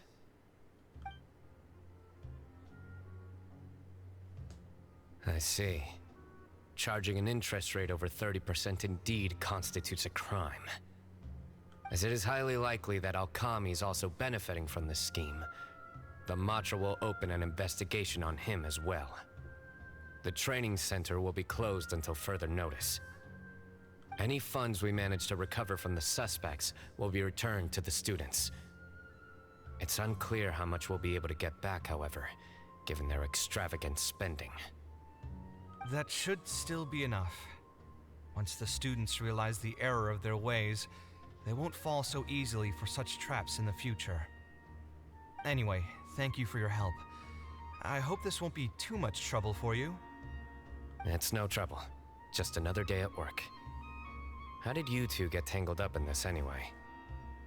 Alkami tried to hire Kaveh as one of his instructors. Did you accept any mora from him? He promised to pay me 300,000 mora per lecture, but I resigned as soon as I finished the first session. I didn't take a single coin. Ah, that's good. Hmm? What do you mean, that's good? Would you have taken me into custody as well if I had actually accepted any mora? I wouldn't have gone that far. But, had he insisted that you were also an active participant in his schemes, under our rules, we would have been required to open an investigation on you as well. Either way, though, I believe you are innocent in all of this. Had you actually been alright with making money through less than noble means, your life wouldn't be the mess it currently is. Hey, what was that? What do you mean my life is a mess? Never mind. Your life is fine. You're just messing with me now, aren't you? Let's get back to business. If Alkami's case can be successfully resolved, you'll be eligible for a monetary reward from the Academia. Don't forget to pick it up after the fact. Huh. I didn't even know there was such a thing. I never would have guessed. What I'm trying to say is that we didn't report Alkami because we thought we could make some more off of it. The reward will be given regardless of your personal motivations. It was implemented with the intent of encouraging people to supply tips to the Matra. Fine. Is there anything else? I want to go back to the training center one more time and talk to some of the kids. Sure, but you should wait until tomorrow. My subordinates will shut down the center today, and summon the students to gather information on the total amount of mora they've lost in the scam. All right, then I'll stay out of their way. I can talk to the kids tomorrow. I have a few other things to take care of, so I'll be off for now. If you want to follow up on this case, just come find me again. Or ask one of the Matra. That should finally be the end of that. Oh, who would have thought it would turn out like this? All I wanted was to find a new gig and earn some mora. To think Alkami would sink this low, it still makes me really upset. Still, I think I feel a little better now than when you found me back at the tavern. Oh? How so? It's a little ironic, but you could say it's because I've realized that there are many circumstances in the world that are even worse than my own. Now that I've seen such things firsthand, I suppose I've earned a new sense of appreciation for my life. How should I put it? I'm pretty stubborn when it comes to my profession, so I often argue with my clients. The arguments are usually extremely frustrating, And every once in a while, I'd wonder if I only became an architect because fate wanted me to pay for some sins I'd committed in a previous life. Alkami's suggestion would have allowed me to quit my life as an architect and earn money solely from my reputation. But now that I've experienced that for myself, I can confidently say that I'd never want to do it again. And that's why he thinks you're too rigid when it comes to making Mora. Every scholar has their own sense of pride and a line that they don't like to cross. Of course, when faced with the vicissitudes of life, some will surrender these things to seek a more comfortable life. I can understand that. Just speaking for myself, though, I don't think that's something I'd ever be able to do. The voice in my heart would just keep repeating one thing. The moment I turn away from my dreams would be the moment my career ends. If I stopped devoting everything to my creative activities, I'd be able to lead a more comfortable life, but at the same time, my sense of intuition and understanding for the arts would also begin to degrade. At that point, any materialistic ease I may have gained in life would just become another form of torment. In comparison, my current life comes with its share of difficulties, but at least I'd never have to deal with that kind of existential reckoning. I can understand that. It's good to stay true to yourself. I appreciate it. You may call me conceited for this, but I would also like to think I'm talented enough to be able to lead a decent life without compromising my pride. It's certainly not easy, but I want to keep at it. My thanks again for being such a great help throughout all of this. I'm planning to pay another visit to those kids tomorrow. Want to come with me? Sure, I'll come. All right, I'll see you tomorrow then. Get some good rest. Okay, we're about almost done, I think. Okay, wait until after 8. Okay, conveniently, it's not the next day yet, so...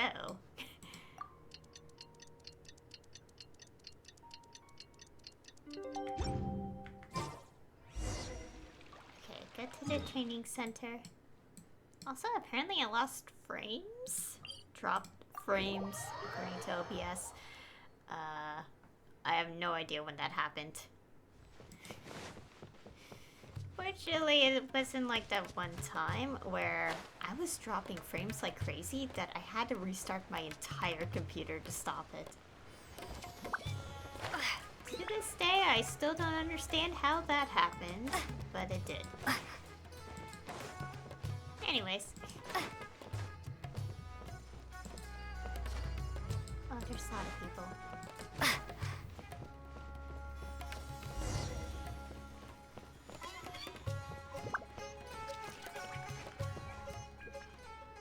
I never would have guessed Mr. Alkami was a scammer. The training center has been shut down, and the Matra have promised to return some of our tuition. But we've already spent so much time on this class. What should we do next? Mr. Kaveh said we can keep working on our fundamentals and try to get into the academia. Ha! Easier said than done. If it was easier to get into the academia, none of us would have signed up for the class in the first place. Only the best of the best can get into the academia studying on their own. Mr. Kaveh might be willing to teach us. Why? What reason does he have to stick around? So, you're the only ones that showed up today, huh? Huh? Kaveh's here! Now, that's Mr. Kaveh to you. I'm here as your instructor, so let's keep things a little more proper. I'll keep instructing you for a while longer. You can pass on the message to the other students. As long as someone wants to come, they can join the class. Oh, also, I'm usually pretty busy, so I'll only be able to teach architecture fundamentals on my days off. Another disclaimer, I can't promise that you'll all be able to understand everything I'm going to teach. Architecture is not an easy profession. Aesthetics aside, even the basics of safe design can already be a handful for most people. If you want to design safe buildings, you'll have to go through a systematic study of structural engineering. And just as a heads up, All of this will be a huge step up from the superficial stuff you were learning before. It'll take both talent and perseverance to get through the course. I don't want to hear anyone say that I didn't warn you. We'll try our best. It seems some of you are really serious about this after all. All right, everyone, pack your stuff up. No need to prepare much for today's class. We're going to go on a quick field trip. Where to? You'll know once we get there. Come on, let's get going. We'll be off once everyone's grabbed their pencils and sketch pads. Okay, follow Kaveh. Where is this? Okay, I can't get any closer. So, I'll have to walk.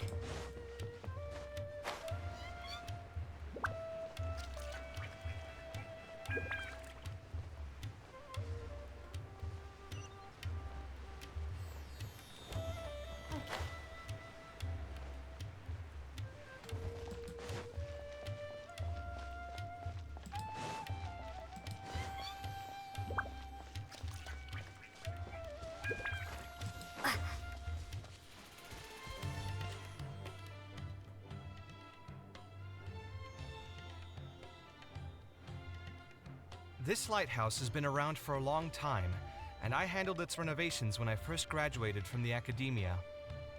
The point of today is not so much about the lighthouse as a building, however. I just want you to take a look at it and do a bit of self-reflection. If you were tasked today with designing a building, how would you want it to look like? Don't think about how you'd actually go about building it for now. Just put your ideas to paper and draw the prettiest building that comes to your mind. So, it can be, any kind of building? Yep, as long as you think it'd look good. It doesn't even necessarily have to be a building. If you want, you can draw trees, the ocean, or even a garden area. Draw whatever you'd like. What's the point of this exercise? In my experience, it's best to approach the study of architecture from a point of personal interest, rather than for the sake of a career. Both the study and practice of architectural design are extremely difficult. A person who's forced to work on projects that they don't resonate with will only struggle and suffer. So at least for today, I hope the students will be able to create something that they enjoy. There's no need to think about it too hard. They'll have plenty of time in the future to revisit the design and make changes. What do you think? Want to try your hand at it as well? Don't forget that this is a free class from Mr. Kaveh, the Light of the Kasharawar. On a normal day, this would cost you 300,000 mora.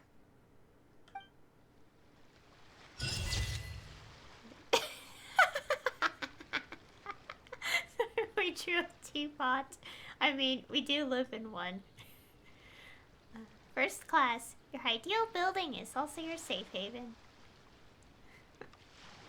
I love this picture. I wonder which one of the 5 ending pictures I'll use as a thumbnail. Well, we'll find out when I upload it. Anyways. I did it! All the endings! I have completed his hangout. All the endings were really solid. All the routes and stuff. And all the things. I enjoyed this one.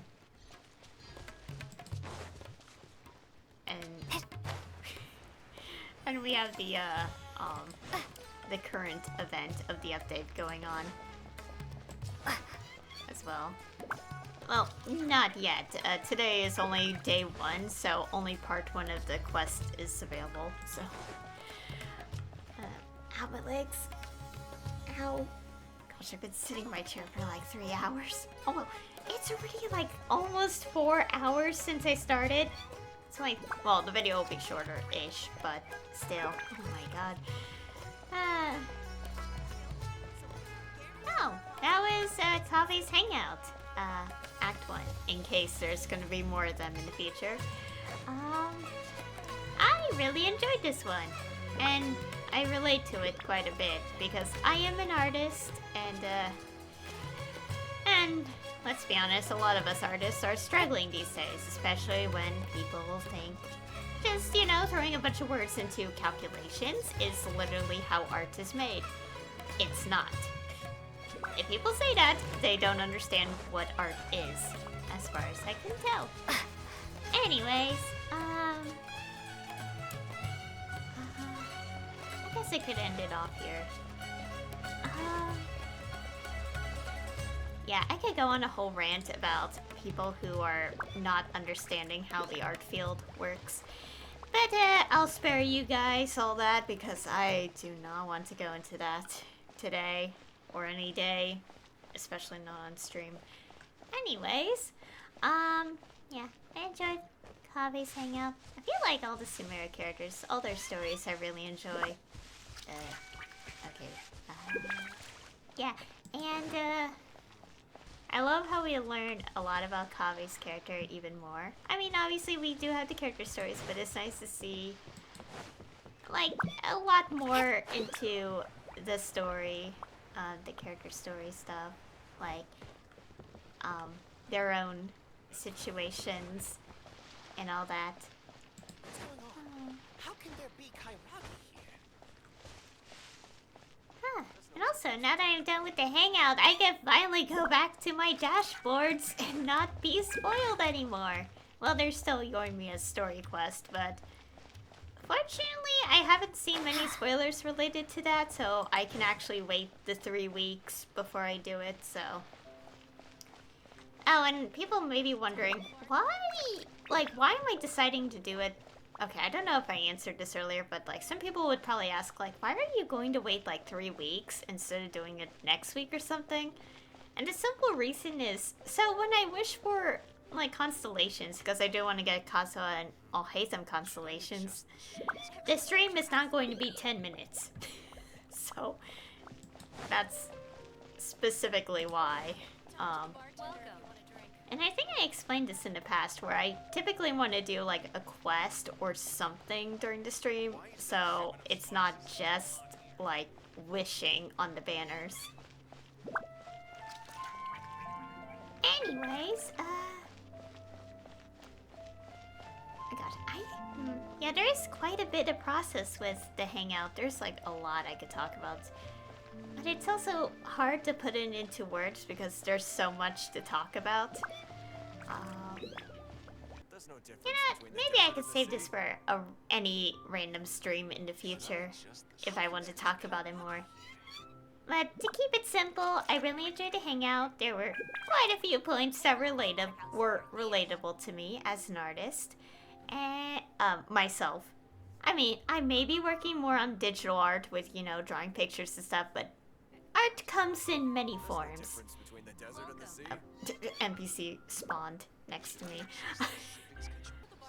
So anyway, thank you all for watching. And I'll see you all next time.